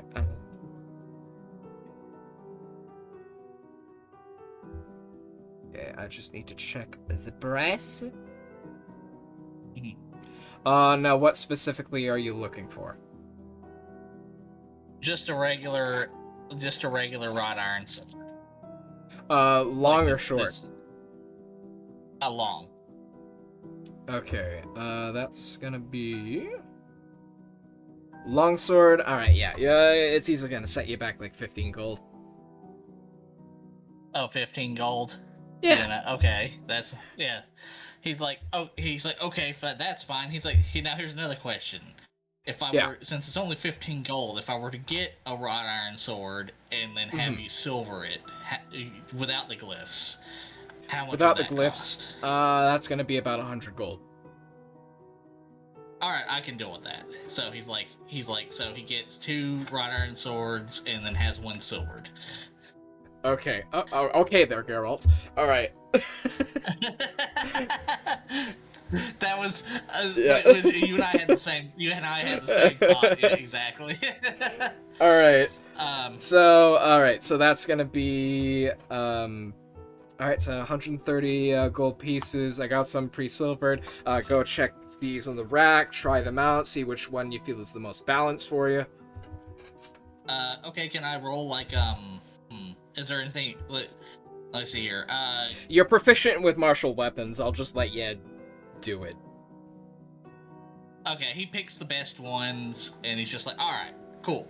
He's like, these will work. And then he pays him, and then he's gonna go look at the hunting rifles. All right. So hunting rifle, I can answer that. I gotta actually go in the Afterfall compendiums. So.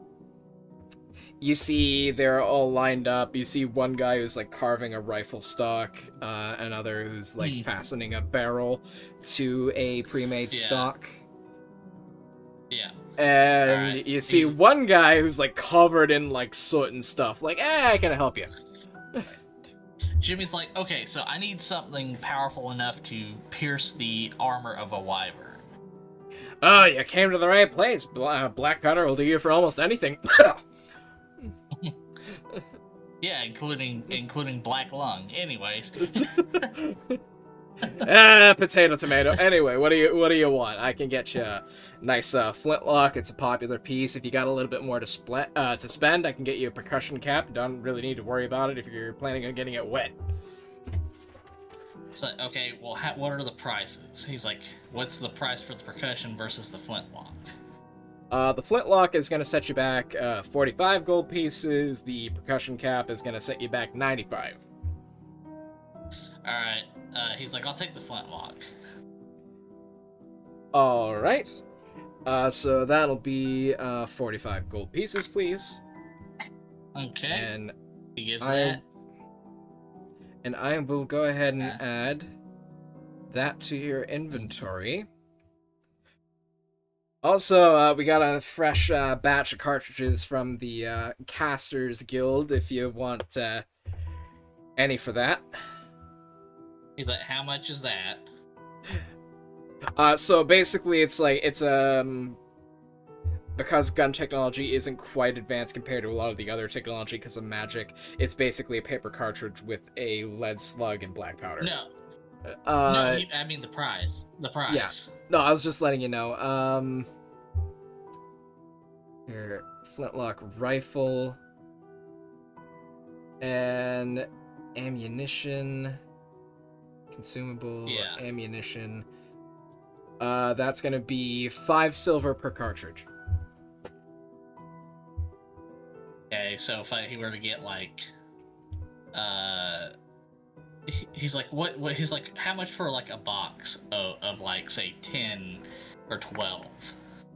I can easily give you a box of 10 for 5 gold pieces. He's like, all right, 5 gold pieces. He gives that. Also, don't. This is me as the player. Don't forget to add the swords to my thing too. So. Yeah, sure thing. Yeah. All right. So he takes the cartridges, and then you can cut away to somebody else after I say this. But I was gonna say, Okay. then he's gonna go to. He's gonna. Remind me to do that after, because it is gonna take me a second to put the swords in. That's fine. That's fine. Yeah. But, Okay. But he says then he's gonna go to a shepherd in the whatever district you said that there are, and he's gonna negotiate for like a sheep or something. He's also gotten it in his mind that he's gonna be like, look, I can give you like 20-30 gold pieces, and also one less wyvern, and also potentially less wyverns stealing your sheep and shit like that, kind of thing. We'll get to do that, because later. it's gonna take you a good bit to actually get out there. Yeah, of course. Of course. That's why I said you can cut to somebody else. Yeah. So. Okay. Yeah. Yeah, you're basically gonna be going off the map to do that. Yeah. Exactly. So. Okay. So that's gonna go clockwise to Roderic. Right. In the wit's end. Alright, Is it the same barkeep from Orientation Night? It is indeed. It is the Sealkin bartender, yep. Mm-hmm. Simply going to go up and attempt a little bit of conversation. Ah, you look familiar. Yeah, What can I do you for? Roderic's the name. I was with Oh, good to see you again. Welcome back. Yeah. I know you said you would get it from the Minuteman Society, but I still feel like that tabs from the initiation might need to be settled. Yeah, let me go look back in the books and see how much you owe.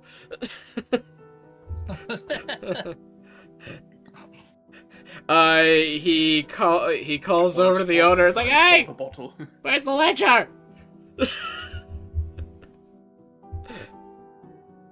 What did you say?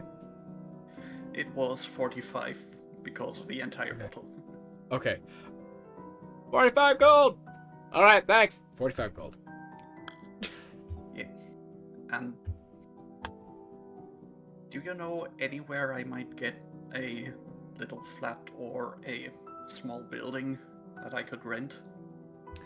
Let me think about that for you. Actually, my cousin Gertrude, she works for the Townsend Bakery over in the Fen Market. They run like a little boarding house on top of it. Mm-hmm. Otherwise, you're probably gonna need to ask around.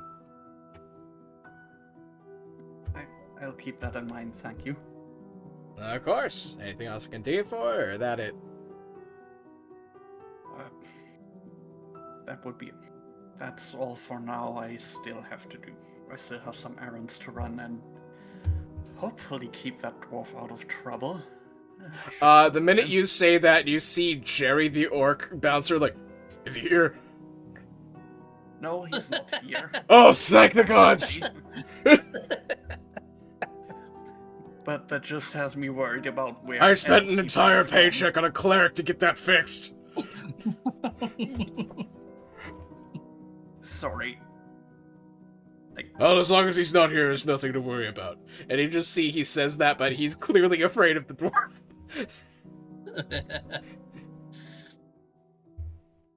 Alright. Gonna give him an extra 2 gold to help offset that bill.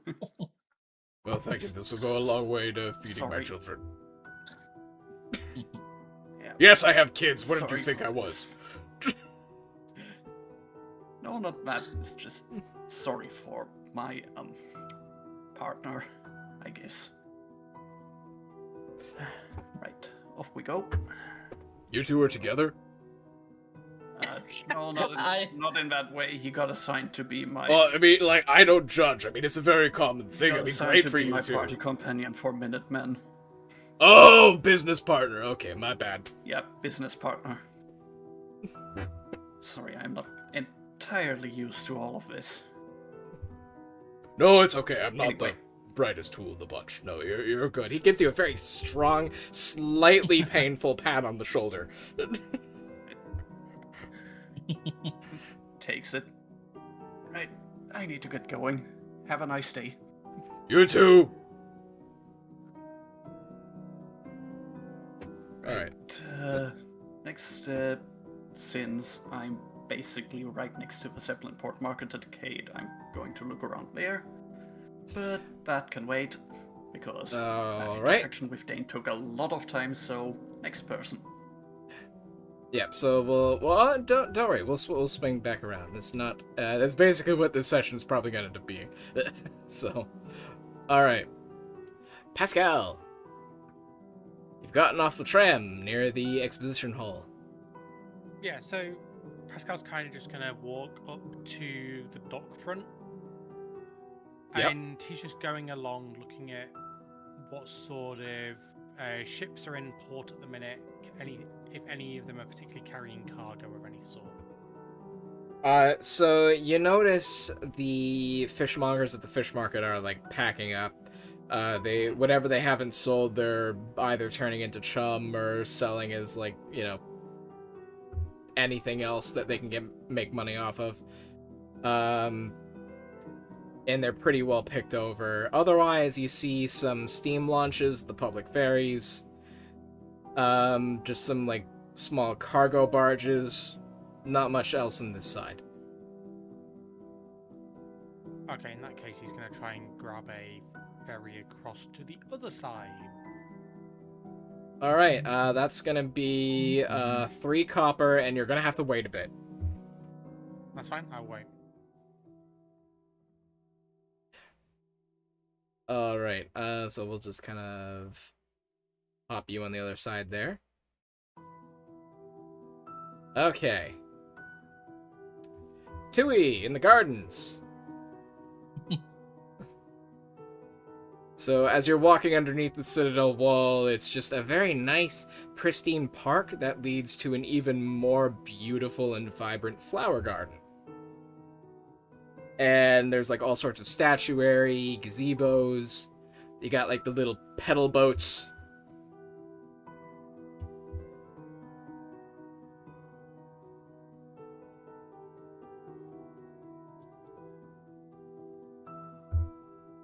There we go. I'm here. Sorry. Oh, okay, yeah. Because after this, we're probably gonna take a quick break. Yeah. Yeah, sorry about that. I know we went a little bit long before the break. That's my bad. Yeah, it's okay. alright. She's probably just gonna walk her around the flowers and the gardens and stuff. Not really doing much. Yeah, I mean, so you're there with, like, families, couples. It's the weekend. Yeah. It's a festival day. You actually notice, like, at the far end of the gardens, there's, like, a small thespian troupe doing, like, a little play. Oh, cute. Yeah. It's just a really relaxed festival day, a lot of families. Otherwise, not a lot going on. Yeah, she's just gonna kind of walk around and have a bit of her own time. Right, good. Yeah. Yeah, every time the wind shifts, it's like a completely different floral scent. It's, like, brilliant in here. Love that. Yeah. Okay, let's look back over here.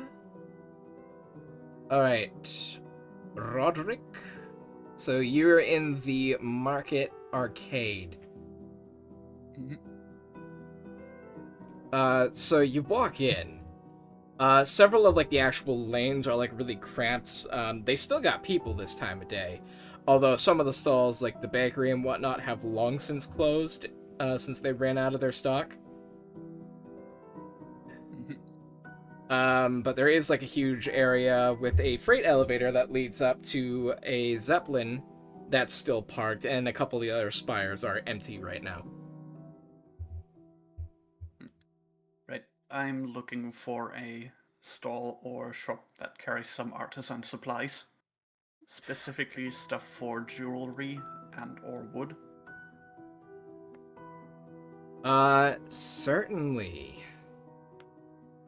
Let me just look and see what I had. Oh, nope, that's the wrong one. Okay, there we go. So you do notice there are like a bunch of like booths for different traveling companies. There are curio shops. There's like a little cafe. There's a chocolatier. And then like just a bunch of knick-knack stalls. Roll me an investigation. Right. Investigation. 15. So you notice like one that's like a very small jeweler's.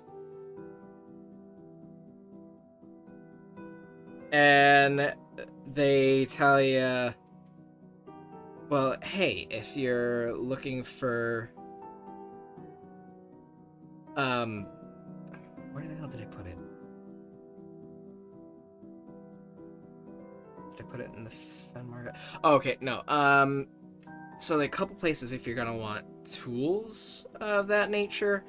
You can probably find some nice handmade ones either over in Charlestown or in the Fen Market. Jeweler's tools, maybe if you talk to our corporate head at our shop in the Fen Market, you might be able to purchase some from them. They usually have a bunch. Or not the Fen Market, Faneuil Hall.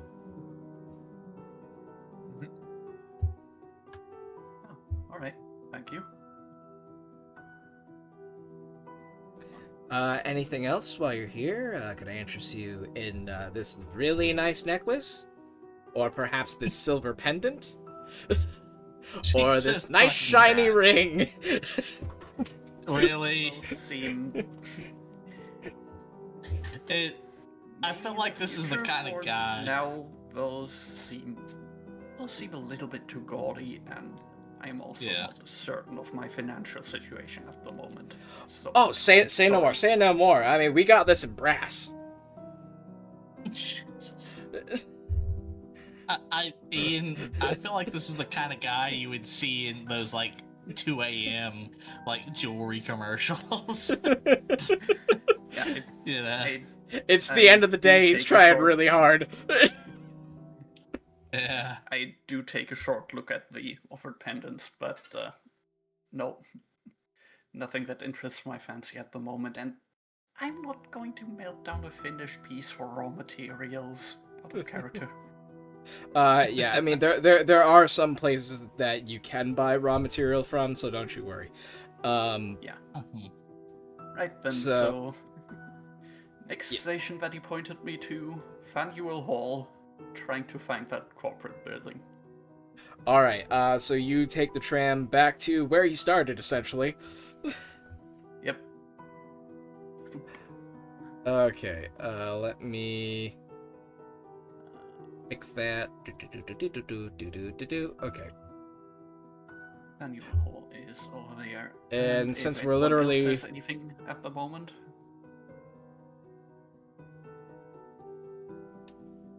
So we'll get to that in a second. Pascal, the ferry finally docks in the East Bastion, right next to the Port Authority office.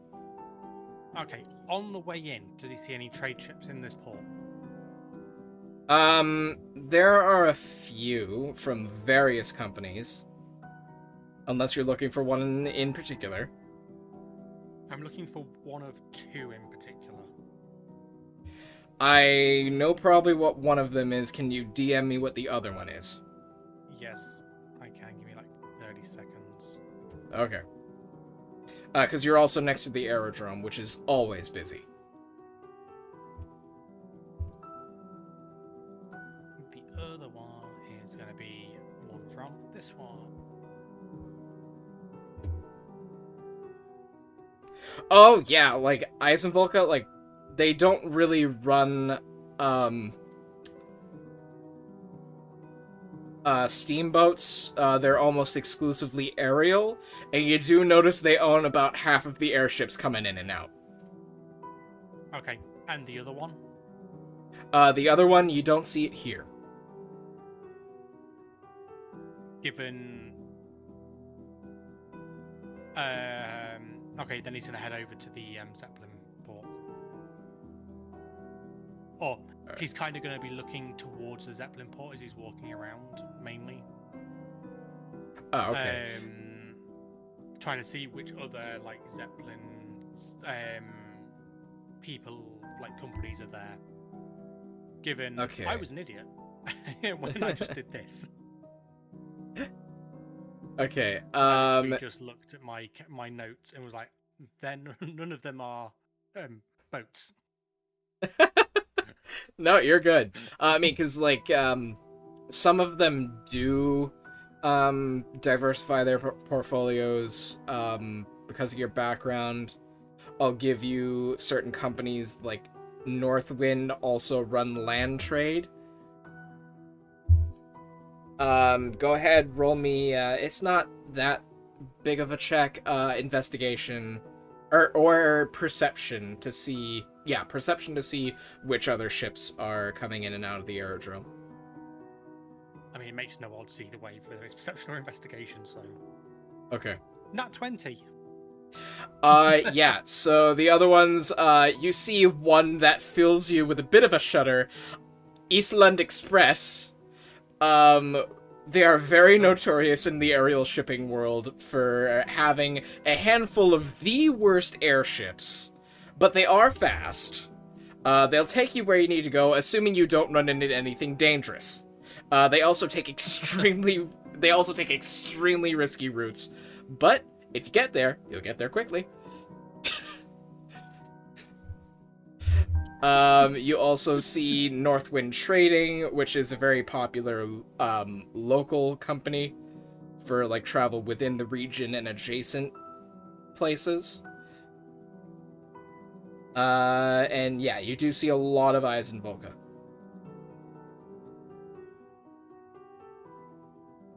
What were the other two, sorry? Eisenvolker.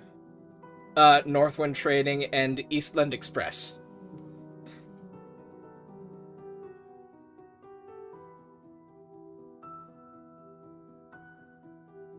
Cool. Those are the main ones you see. Other ones are just small, private, or, like, company specific. Yeah, no. He was looking in particular to see if that particular company had set up a route here yet. You haven't seen one as of yet. You heard a rumor that they were going to try, but it was a little out of their purview. Yeah, that's what I thought. Cool. Yeah. In that case, he's gonna... I mean, I would say he'd go try and find the others, but he didn't know where they're going, so he's gonna hop back on the tram and head back to Minuteman. Alright. So, wow, my cat is snoring loudly. Alright. So, you're heading back to Minuteman. Tui, is there anything else you want to do at the garden, or are you just kind of taking a relaxing stroll? Just taking a last. Yeah. Okay. Alright. Just to do it quickly, so you do find the Faneuil Hall Jewelers and Diamond Exchange, Roderic, and they're willing to take you into a back room, mind you, and sell you some jeweler's tool.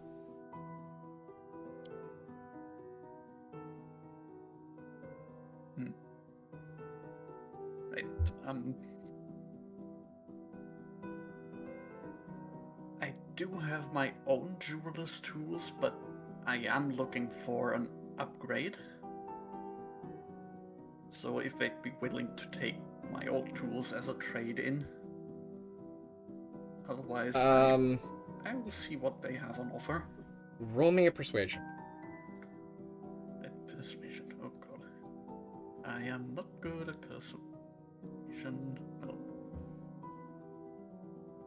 I mean, that's pretty Oh, good. that's a Oh, 21 total. that's pretty cool. It's like, I was like, oh, that's- I'm sure we could refurbish those somehow. I don't necessarily feel comfortable doing them as a proper trade-in, but we could offer you a discount on the proper tools.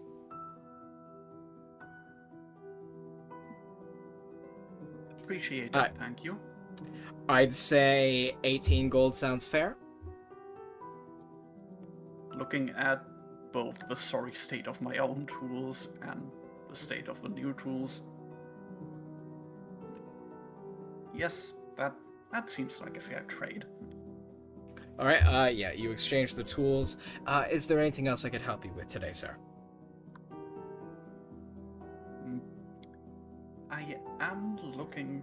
I'm also looking for places to acquire raw materials, and if possible, if I do manage to craft anything exquisite, I would be honored to sell it through your company. Well, that would probably be a discussion for another time, because typically we employ our own jewelers. But, I can tell you, some of, like, the, major raw things. We get some things through Flaversham, like a lot of the people. We also buy it through private distributors, because... I mean, silver we can get locally, but a lot of times we have to import ingots for, like, gold and such. Mm-hmm. So... I'd take a look around, ask around some more. Thank you for the effort. I will see if I can get in touch with some of my connections on the old continent. Or... I can't promise anything, but if we have some extra raw gems, we may be willing to sell them to you. That is good to have in mind. Thank you. Of course. Have a good day, sir. Same to you, sir. Alright. And... at this point, Jimmy, you've forded through the East Bastion. The tram drops you off literally at the gate, and you gotta walk all the way to the first shepherd you see. okay, And- he does that. And by the time you get there, we will have been back from break. Yeah, I was about to actually ask, because Okay, I yeah, need to, yeah, so... yeah. Yep, so, alright, absolutely.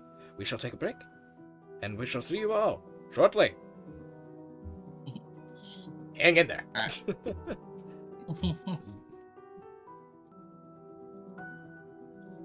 Alright, and welcome back, everyone, from the break. So, coming back from the break. Apparently Pascal, after he gets back to the Minuteman building, comes down with a slight case of the Elvish flu. In this setting, Elvish flu comes on very suddenly, without warning, and goes just as quickly, but it's a very debilitating disease, and also my way of explaining when somebody has to leave for an emergency. An emergency? Emergency, yes. So... oh, and we wish you luck. We will see you later. Okay.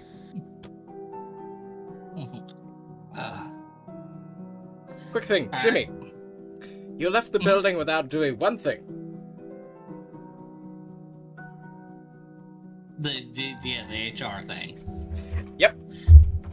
Because were you planning on doing it this evening?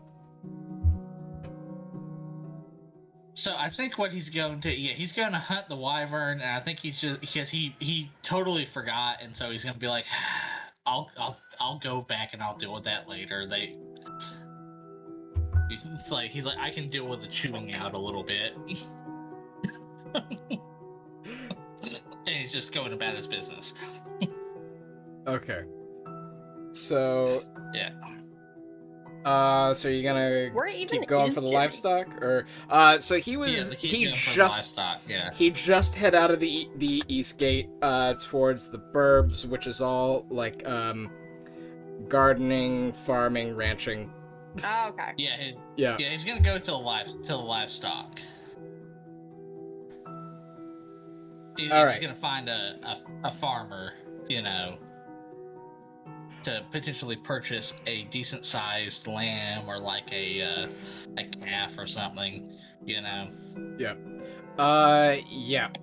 Or, So, yeah. for folks at home, in case you're wondering, yes, this is off the map. This is very much north of where we are currently. So, that's why it's not showing. Alright. So it takes you a bit. You run into a small ranch. You got cows, pigs, sheep. And you see a small halfling in a straw hat who's just like, and a hard day's work. Yeah. Jimmy comes up to him and goes, "Howdy." Ah, hi. Didn't see you there. Yeah, howdy. Yeah. He's like, "Howdy. So, can I possibly purchase one of your larger sheep?" I suppose. Like, what do you need it for? Like, is it a pet? You cooking it? Like, what are you doing?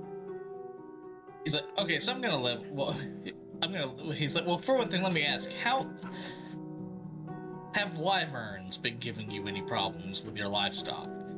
Luckily I'm like not right next to the tree line, so like not terribly often. But it still happens. Yeah, I mean, the closer they get to the city, the more likely they are to get shot down by something larger than someone with a rifle. He's like, "Okay, so here's my other question. How are there any other people, being affected by it?" Oh You know, yeah, any I other mean farmers? up more towards like if you were gonna go out towards like Malden, like closer to the fells. Yeah, I mean it's gonna happen a lot more often.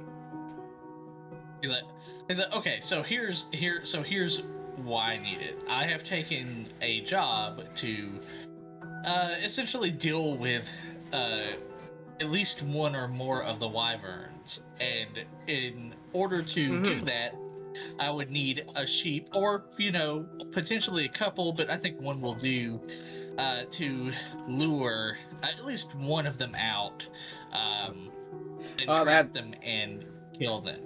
All right, yeah, sheep I can do ya. It's just my brother handles the dairy side of things. We ain't selling you the cows, just to get that out of the way. He's like, "No, that's fine." He's like, I just need a sheep will do. A sheep will do, and such. Okay. And like something we can. And let me put it this way: it'll help put your communities, make your community a little safer, and help put your livelihood, safer, and give you a little peace of mind in terms of your livelihood. Well, this is the herd right here. I mean, you tell me which one you want and what you're willing to pay. He's like, "Give me, just." He points to like one of the biggest ones, and he's like, "How about 25 gold? And I can give you some of the hide from the wyvern to work into some clothing or some other item you may need, some of the bones, things like that for your use. Give you the head, you can mount it on your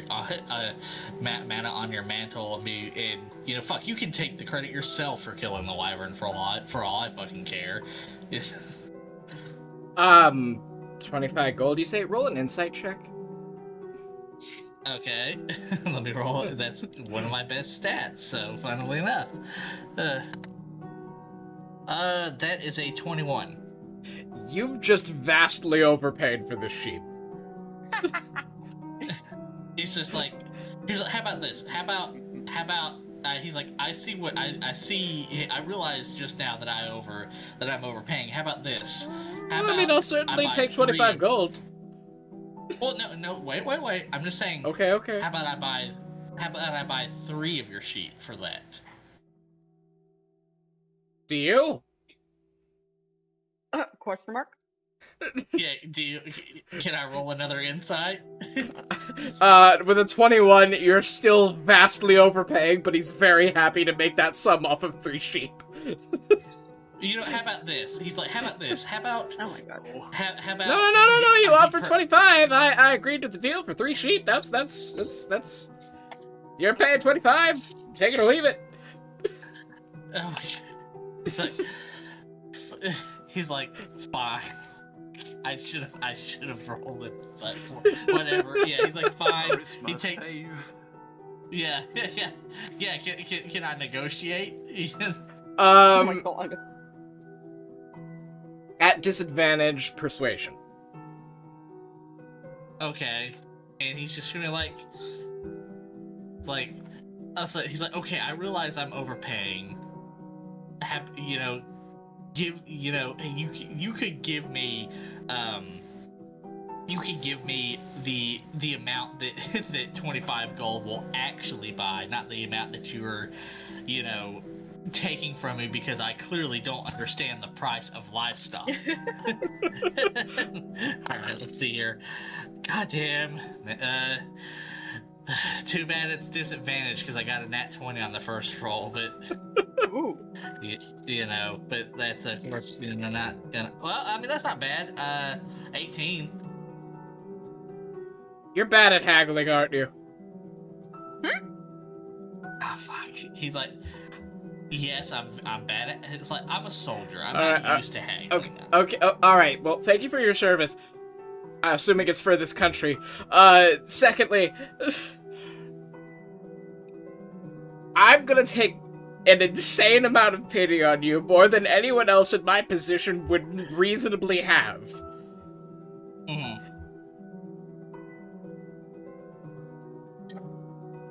Okay.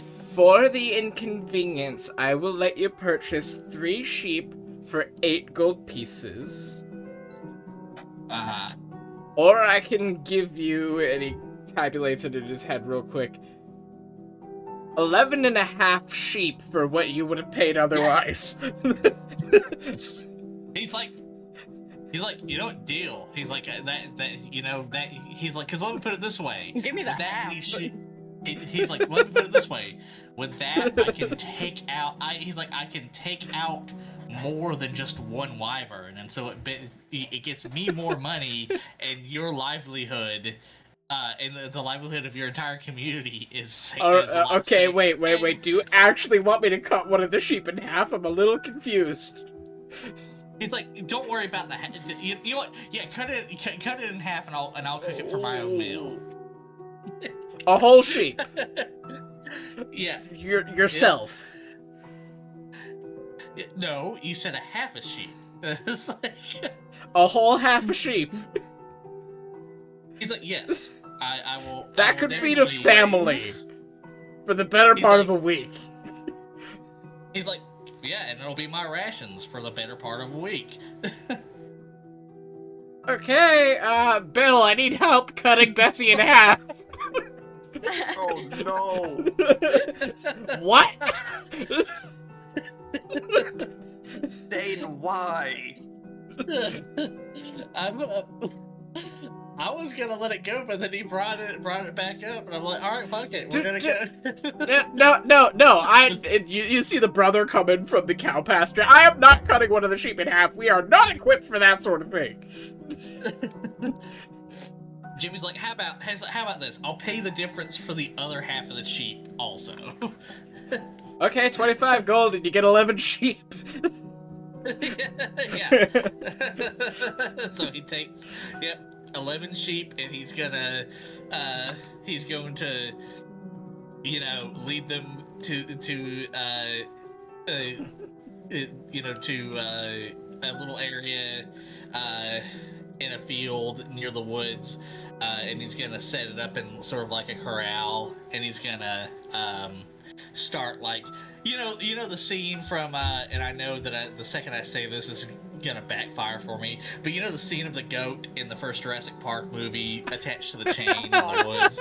Yeah, that. Okay. And he's also gonna like like a Right. typical hunter. He's gonna camouflage himself and hide with his rifle. All right. So you know. take like a solid minute loading the rifle. Roll me a survival check to corral the sheep in a way that they're not gonna run away. Okay. That is 17. You just barely managed to set up some semblance of a blockade where they can't run away. Yeah. And like I said, he's gonna like I said, like load the thing, and he's gonna hide. All right, so it's starting to get towards sunset. Hint, hint, wink, wink. Yeah. I'm gonna roll to see if a wyvern cares. Yeah. Bearing in mind, you're gonna have to kill this thing. Yep.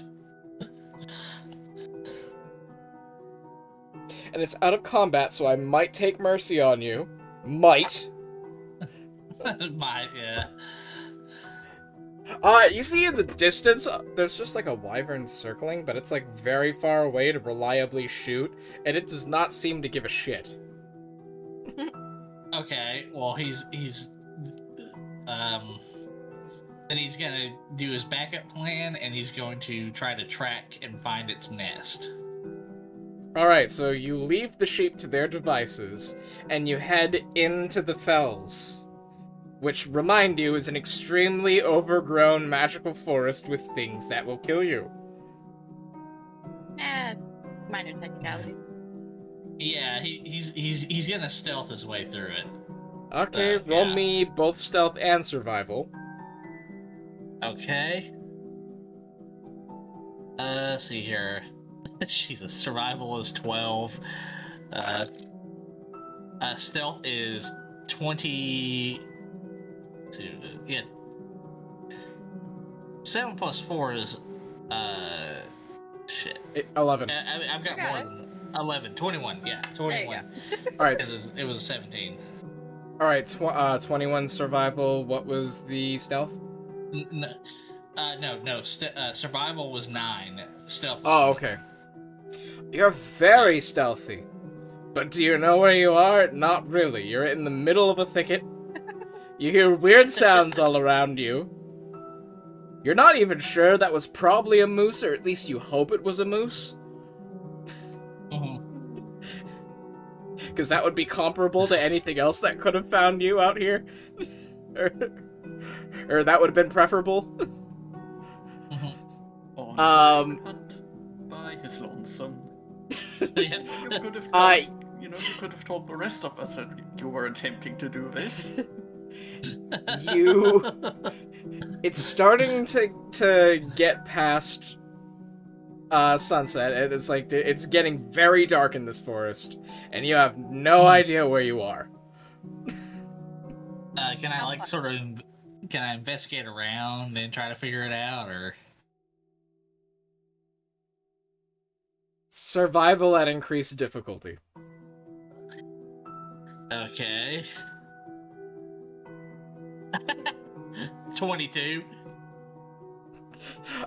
You find a bit of a brook that's leading back in the other direction.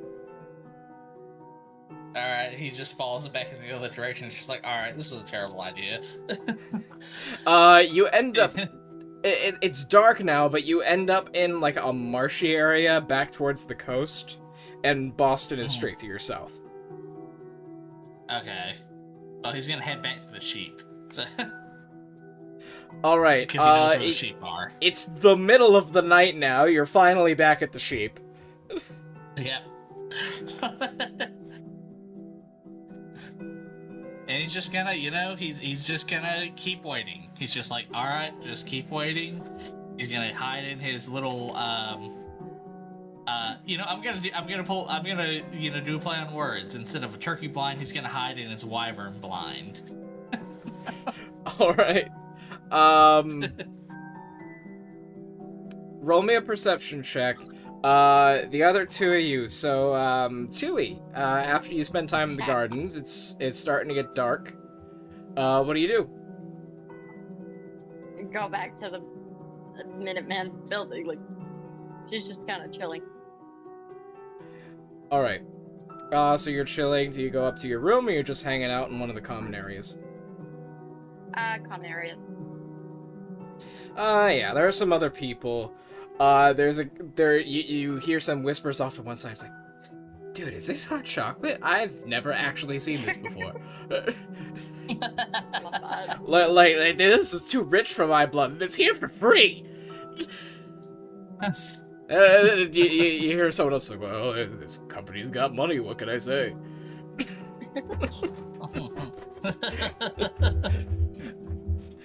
Yeah.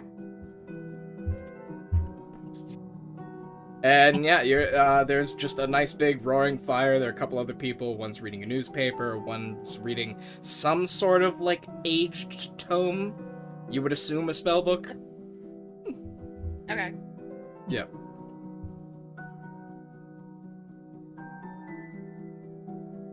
Anything else, or you just chilling? Just chilling. Okay. And Roderic. Well, after engaging in some business negotiations, I'm going to tentatively call them that, with the jeweler's company, I am also going to head back to the Minuteman building, because at this point it's going to be quite late, and I want to be rested if I'm going to visit the the Carpentry Guild workshop tomorrow. Okay, yeah. So you. All right. So yeah. So you're taking that invite. Okay. Yeah. It's a short walk back to the building. It's very easy to see over the others. And yeah, and you head back inside. Right. Do I find Tui in the lounge? So yeah, in this case, probably on the upper concourse. Wouldn't be hard to miss if you're just sort of wandering around. Yeah. Pretty much. Alright, Tui, you see your friend Roderic the Centaur. Hey. Well, quite a productive day for me. Got some extra tools. That's good. Tomorrow's the carpentry workshop. I'm going to need to make some sketches on what I actually want to accomplish there. By the way, did you see Jimmy at all today? No.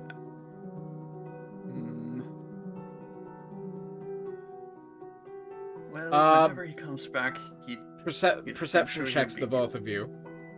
Right? Oh. Sheet. Perception. 20. 17. Okay.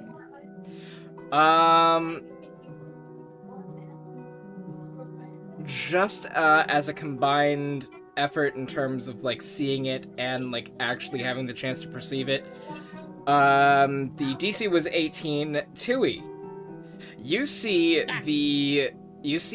the bounty board. The contract for the wyvern is gone.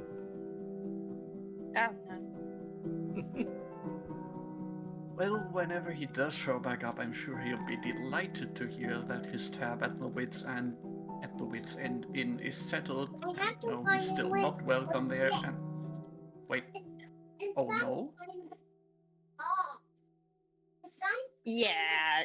Okay, can we pause for a second and someone mute, please? Oh, sorry.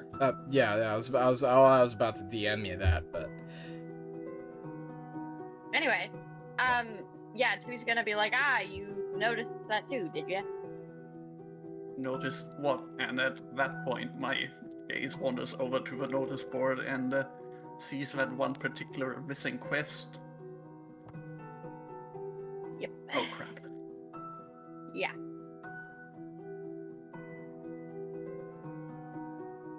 Well, And with the oh crap, Jimmy. So what was your perception check? 19. There... A bit of a shape blots out the stars and the moon for a fraction of a second. Mm-hmm. But when you look up, there's nothing. But just a feeling you have, just on the back of your neck. You have a good feeling you know what it was. Yep, he's like, he thinks to himself, yep, here it is. Alright, roll me another perception check. Hey. That is a dirty 20. Yeah, you see it. It's, kind of perched up in a rather thick tree, looking down at the sheep, sort of considering. Okay. Alright, so here's a question I have about the ammo that I got. Because you said it was like arcane ammo. Is there No, like, it's specialty ammo for your rifle. Ah. Okay. It's expensive just because it has, lead and black powder. It's yeah. Mm-hmm. Okay. All right. Well, he's going to try to. He's going to, try to take his time as best he can, without, taking too long in it flying away. And he's going to try to take aim at, I guess, what is presumably the most vulnerable part of it. Okay, so yeah, you're sitting there, you're looking, Mhm. you're considering. Yep. Do you fire? Well, can I roll an insight to see which one is the best spot? To see if I know which one is the best spot? Your choice of insight or nature. Insight's better. Okay, cool. It's a 25. So while its head looks very thick, and it's on an end of a rather long neck, so it's not exactly the most stable target for a black powder firearm. Yeah. You're looking.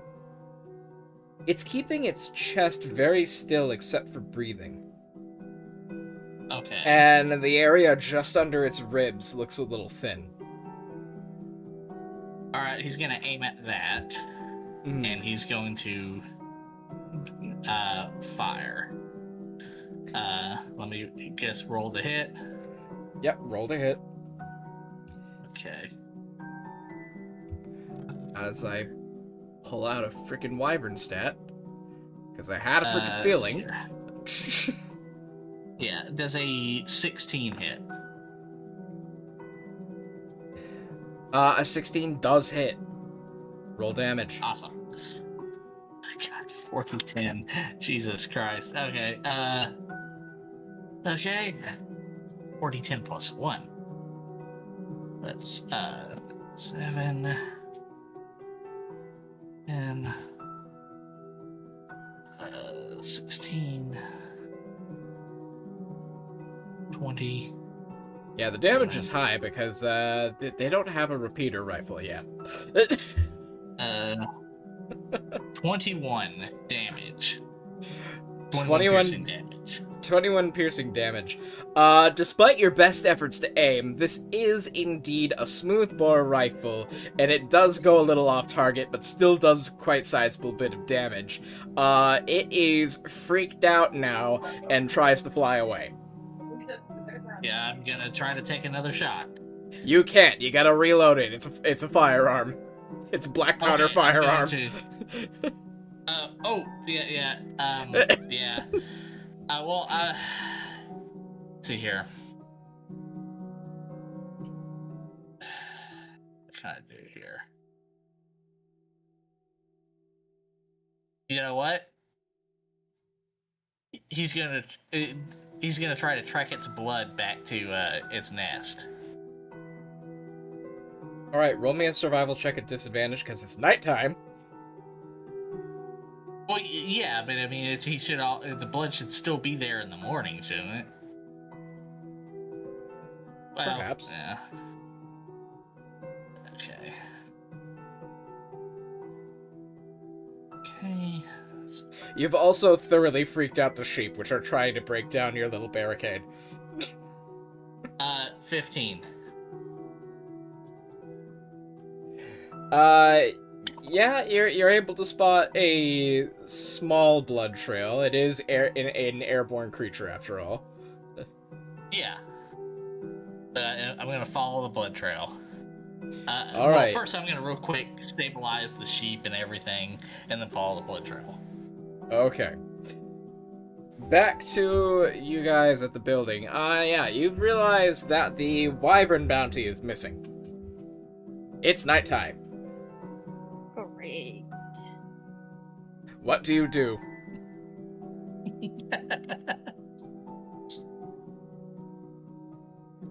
Probably think for a minute and then just kind of go up to her room. Be like, no, this is what he chose. Can't deal with this shit. Alright. Roderic. Right. You can't leave that dwarf alone for 1 minute, can you? Right. Up to HR we go to at least ask if that contract was properly claimed and by whom. And Alright, so also you we head also over to get the elevator. Yeah. And Luckily... possibly also to get information on where you'd hunt wyverns. Okay. So yeah, it opens up. Luckily, it's coming up from the ground floor, but it does stop at several floors before you finally get at HR.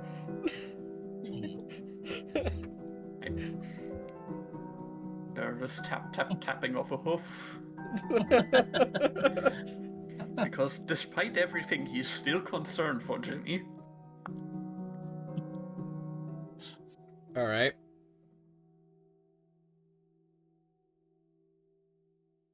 Okay, so you eventually get up to the HR office.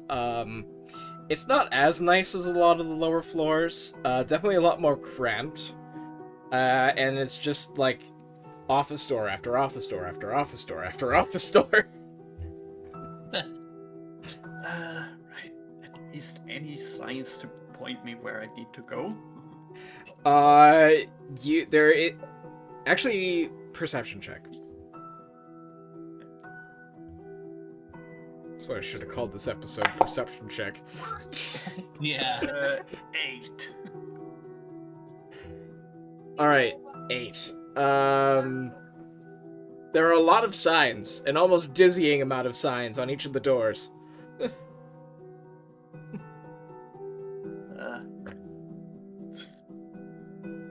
Gonna keep looking, in a hurry, kind of worried. So yeah, it's like most of the offices are empty, but you do notice a few that still have people in them. Probably working overtime.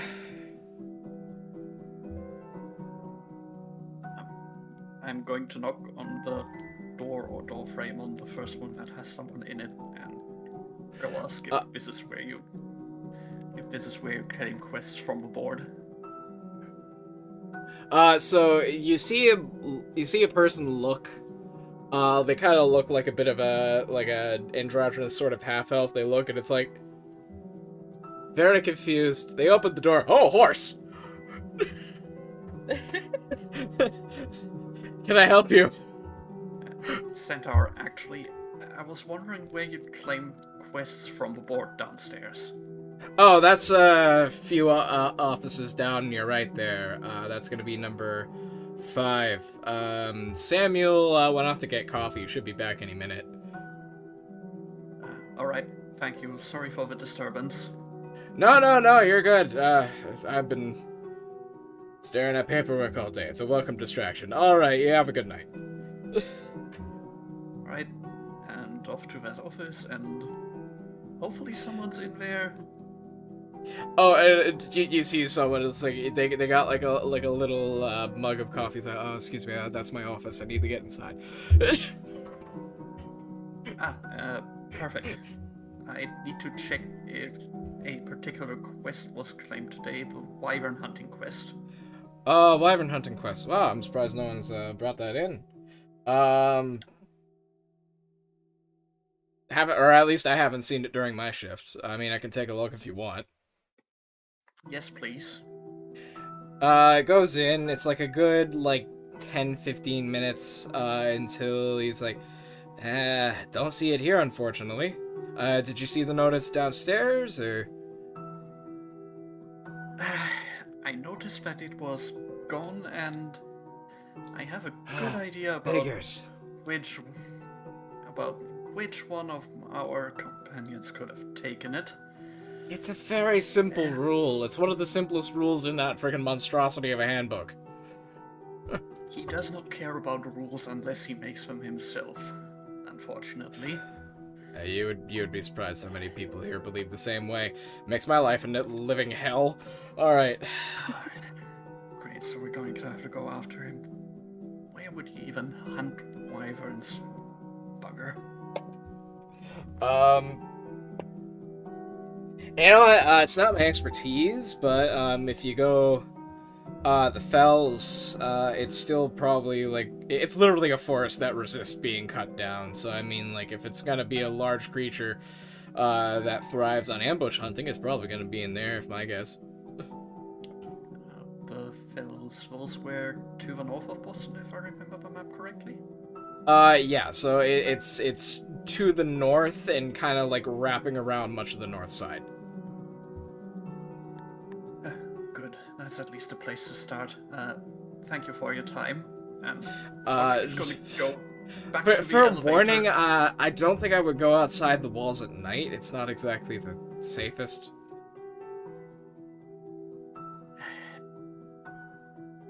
Yes, but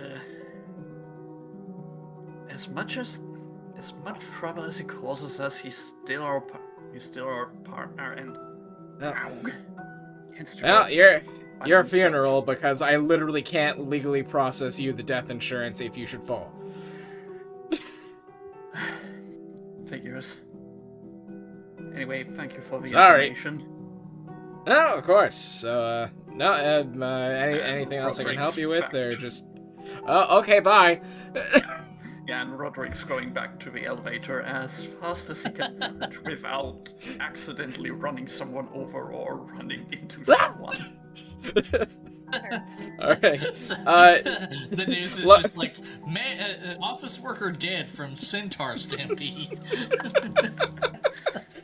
Luckily, the hall is mostly empty. There's just, another, there's, this, there's this half-orc woman, a little bit of a blouse. She's just, tapping her foot, waiting for the elevator. Bugger, getting in line. She's desperately trying to avoid making your eye contact. Until finally the elevator comes back down and stops at your floor. Right, back to the ground floor. Hope I catch Tui on the way out. So, Tui, are you staying in the upper concourse? I I was gonna start making my way to the room. Alright, so as you're waiting for the elevator coming back the other way, you do see Roderic inside it. Ah. How lovely.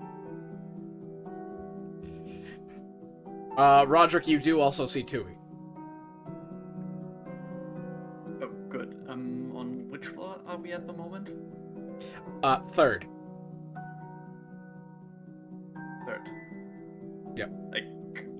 And Tui is going up towards the rooms, I presume. Mm-hmm. But, yeah, the elevator's gonna finish going down before it goes back up anyway. Yeah, I pass by Tui, go. Oh, bugger, I'm gonna have to take the stairs, haven't I?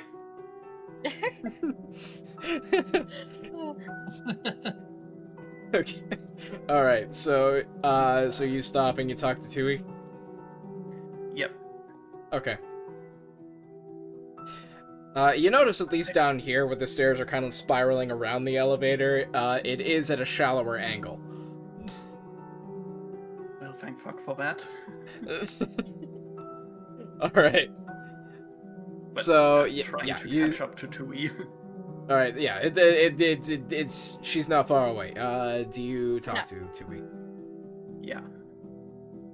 Well, first off, bad news. He didn't claim the quest. Second bad news, he probably went out there by himself. Do we go look for him? Fair. I mean, we can, but it's not gonna do much knowing Jimmy. We can at least try and keep him try and stop him from killing himself. I mean, I'm down for whatever. I'm just chill. Like, I got nothing to do right now, so I'm just wandering. Sure. Oh, alright, good. You're coming with then? Sure. He's probably out north past the city. Then we'll go that way. Right? Alright. The both of us into the tram to the north end, and yeah, luckily the trams do run a good way into the night, especially with it being a festival weekend. Nice. Which is good, because all but 2 of the gates to the Citadel close except for tram travel. After dusk. So, cool. yeah, so you make your way...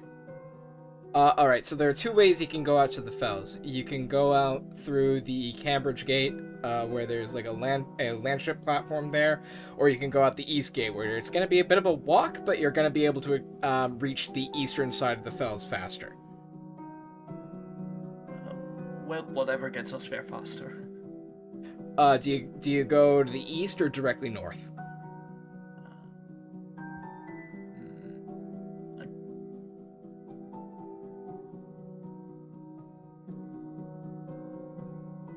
Gonna go north, I guess, because if Jimmy's got the information that wyvern hunting is best done to the north in the fells, he probably would have gone straight north and damn whatever is in the way, because he is like that. Yeah, keeping in mind that this is a massive forest. Oh, yay. Yeah, still. Alright. North Gate. Okay. Yeah, you go to the North Gate. Luckily there's a tram leading right there. There is a stable right at the station, but it's closed. There's no one attending it.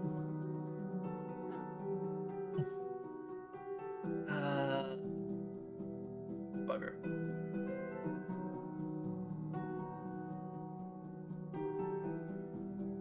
Well, I guess I'm gonna have to swallow my pride and have Tui as a passenger again. I mean, theoretically, she could like wild shape into like a fly or something. It doesn't have I'm a not flying trying to speed fuck yet. up a fly. Yeah. It's either that or wild shaping again. Nah, I don't mind wild shaping. Well, I meant like is something small enough to get on his back is what I was getting at. So Keep in mind you have one wild shape left for the day because you did lizard. Yeah, lizard. lizard. Yeah. Lizard. I could just turn into a wolf again and just ride beside. A wolf Guess riding a that works. centaur. Okay, that's all right. No. Oh, God. She meant run No. beside him. Yeah. Yeah. Okay. No, I'm teasing. All right. Man. All right. We have fun. All right. So, yeah. So centaur and wolf. Luckily, like the guards just kind of look at you like people do live on the other side of this gate. But the streets are quiet after the guards let you through. Like, beyond the walls, like, people do not want to spend any more time outdoors than they need to after sunset. Yeah. Yeah, alright, so... Wyvern hunting, wyvern, big predator, like the ambush predator, probably needs to be lured with prey. Where would I get that out here? History check. History check. Basically trying to go through the same mental steps that Jimmy did. 14. Yeah, so it's easy. A lot of the ranching is not done in this district. This is Mystic, where it's a lot of like lumbering, charcoal processing. A lot of the farming is done more eastward, Alright. like east and south. So yeah, you're gonna have a bit of a ways to walk, but you can go out beside the tree line, other than trying to cross the Mystic River. Right, detour to the farming district it is then.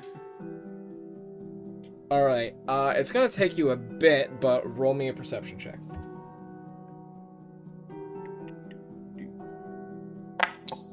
22. Same thing for you, Tui, if you'd like. At advantage, because woof. 18. 18. Ryan, what yours was again? Roderic, the ADHD, is not being kind today. 22. 22, 18. It takes you a while. Tui, you smell the smell of very bad-smelling blood and sheep, yay. and sheep piss. Oh, great. Roderic, you just find the sheep. Sheep. 11 of them, to be precise, not next to any other pens whatsoever. And dangerously close near the edge of the forest to actually be keeping livestock.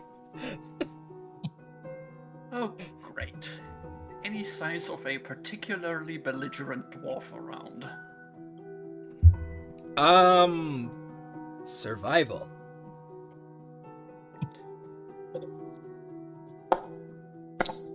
Seven. I'm not actually proficient No. in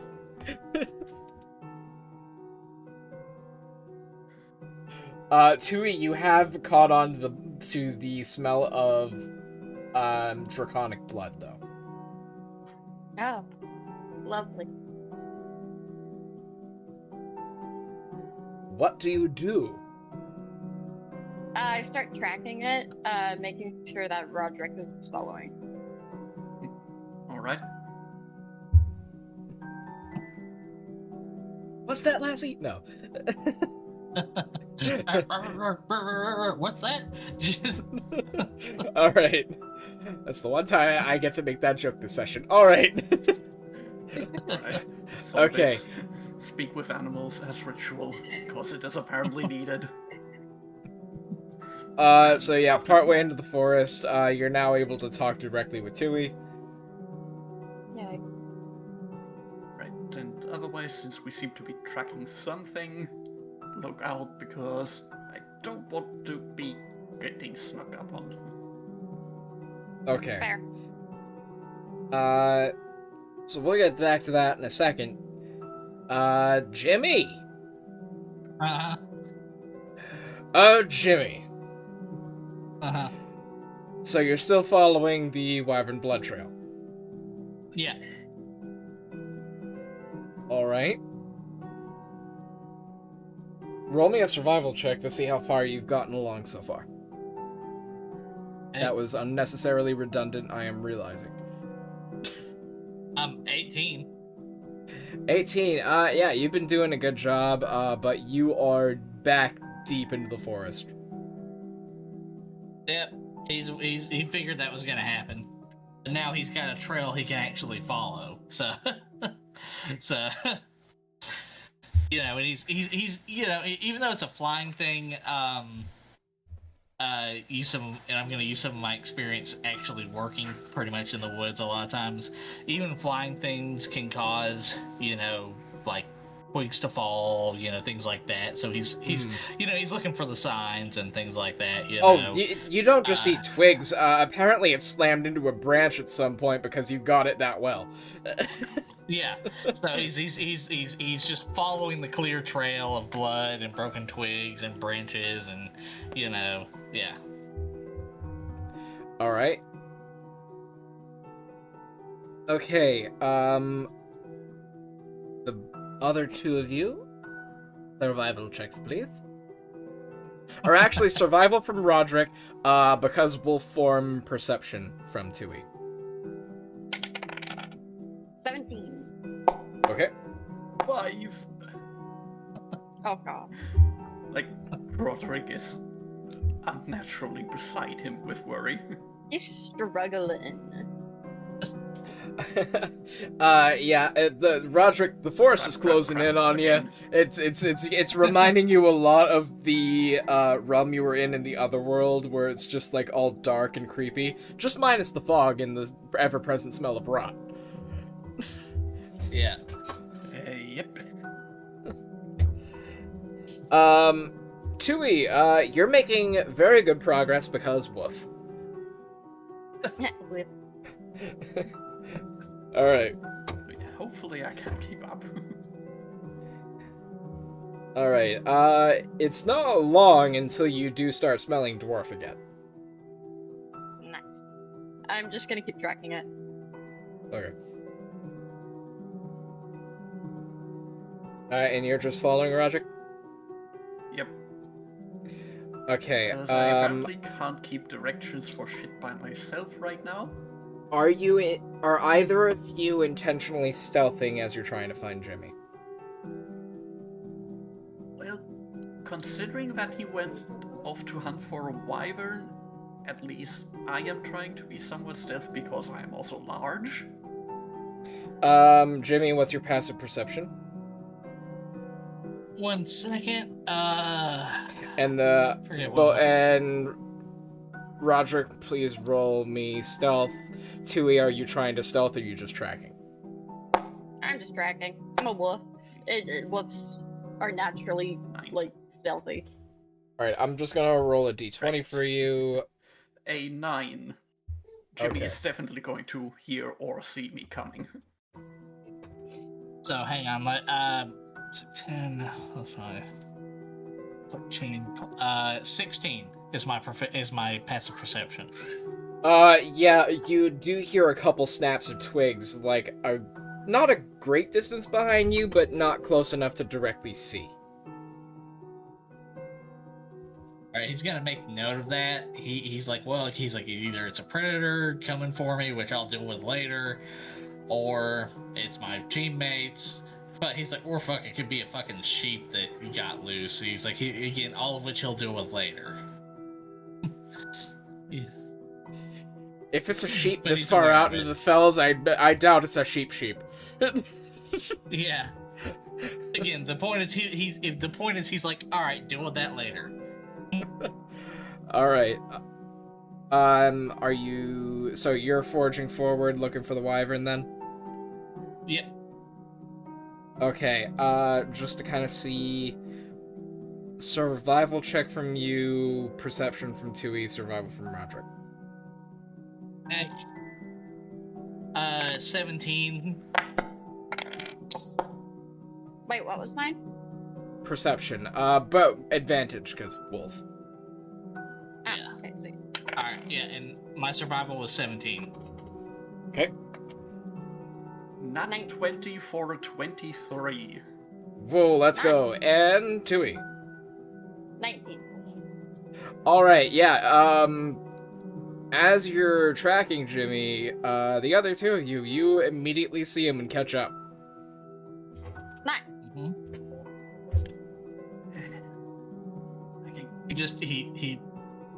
He notices them and he puts a finger up to his lips and goes, "Shh." There you are, you stupid son. He goes, "Shh." Remembers, Call the stupid cock. Roderic remembers wyvern hunting and immediately shuts up. Yeah. The minute you say that, you hear a thud, just a massive thud hitting the earth and the crack of a tree. Oh, great. Jimmy's just doesn't sigh. He sort of like makes the motion, just like, puts his hand against his face. It's just like, and he thinks fucking amateurs. Also, I mean, you did give this a rather nasty wound with the rifle. Yeah. So, So because you've it could hunted be before, dead. you'd probably it's probably just trying to scrabble away from you as quickly as it can. Yeah. Well, he's just gonna keep trudging. He's gonna keep trudging forward.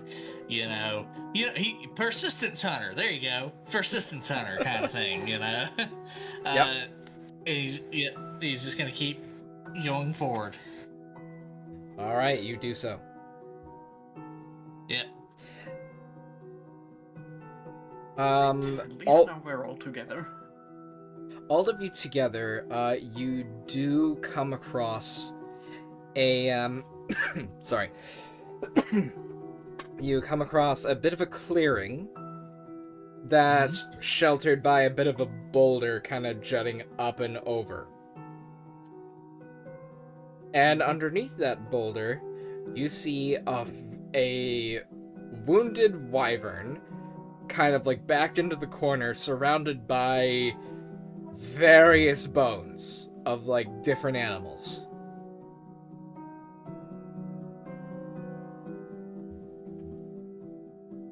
And it's just like Jimmy low rumbling at you, like. Jimmy is going to slowly pop his claws and draw his iron sword, and he's going to, you know what I mean. He's going to cautiously but steadily approach to kill it. And what do the other two of you do? I'm just sitting there watching. Right. This is probably going into a fight. Buckskin going up. Okay. With that, we're gonna head into initiative. Okay. One second. I gotta switch to the Sheen. Because, yeah, we're just gonna go on the, landing page for this. Okay. Ah.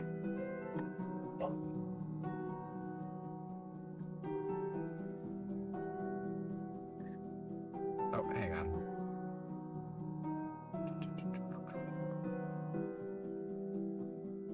I wish it locked the rotation as default. Weird.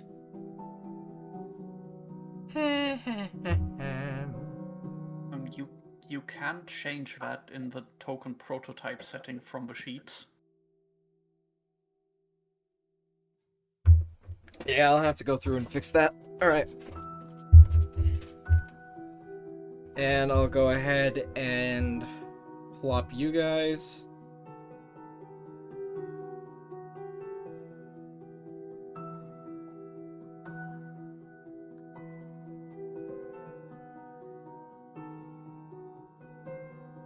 And we shall switch the scene. Okay. Mhm. Alright. Now. I don't see anything different.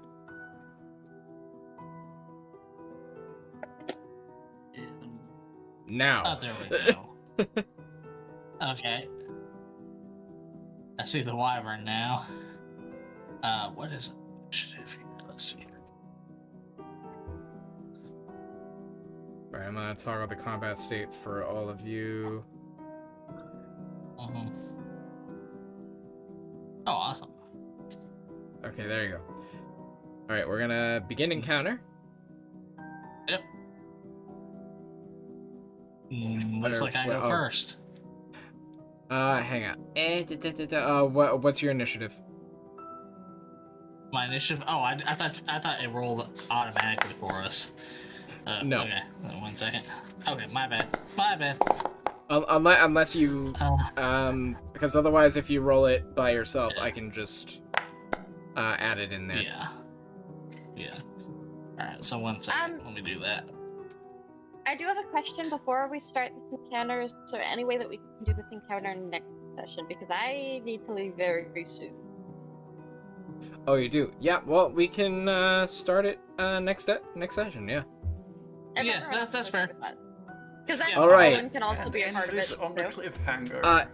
Yeah. So we'll say Pascal very quickly help us. recovered from elvish flu, and is coming shortly behind you. Yeah. And as the wyvern spreads its wings and roars at you and bares its barbed tail.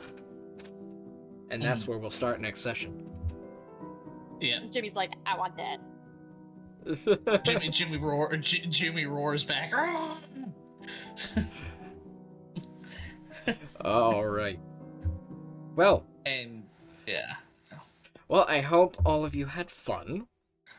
Mm-hmm. And before we head off, anything either of you want to plug for your own socials, your own projects, your own lizards?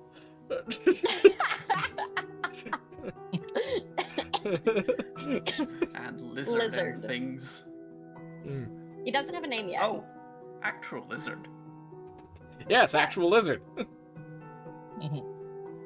He still needs a name, and I posted it on my Instagram. Ben. I believe you should name him Oh. Tad Cooper, because I super believe in him. All right. Look at that. Please face. tell me someone gets that. But anyway. My God. Aw. But yes. So lizard. Dane. Pepe Lizard. Well, just plug the 2 D&D campaigns that we got going where I'm DMing and Ian's playing. There's this campaign in Ruins, which is the the D&D campaign set in an alternate Forgotten Realms, where I DM a bunch of archaeologists, playing archaeologists in the Forgotten Realms. You can find it on Spotify. It's been on a little bit of a hiatus. I've got to upload some episodes, and we got to do more episodes. But work's been busy for all of us, but we are going to be doing more.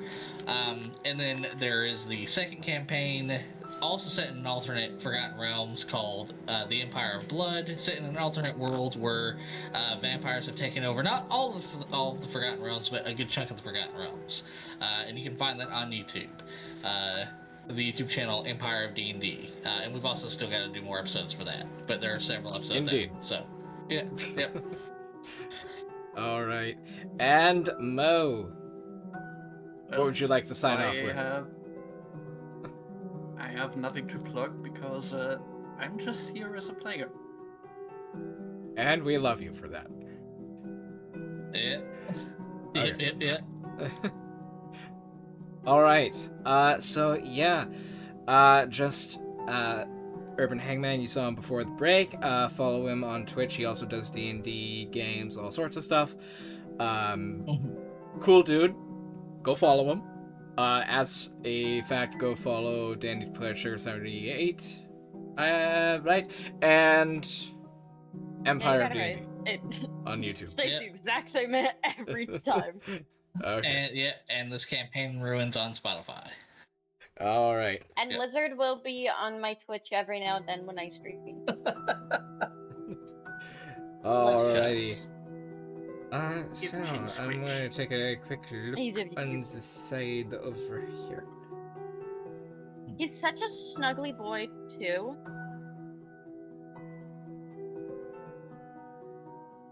Yeah. Alright. Well. Why don't we... I'm gonna... After we sign off, I'm gonna see if there's anyone to raid. If not, I will see you guys on the next one, which is going to be January 10th, is going to be session 11. With lots of new content for Afterfall coming up. Plus, we're all caught up to date with Afterfall on the Archaeist YouTube, up to session 9. Within the next week and a half, I will have this one up. They do kind of take just a smidge of time to edit, so bear with me. Yep. And At least next episode we'll actually be fighting a dragon, you know. So.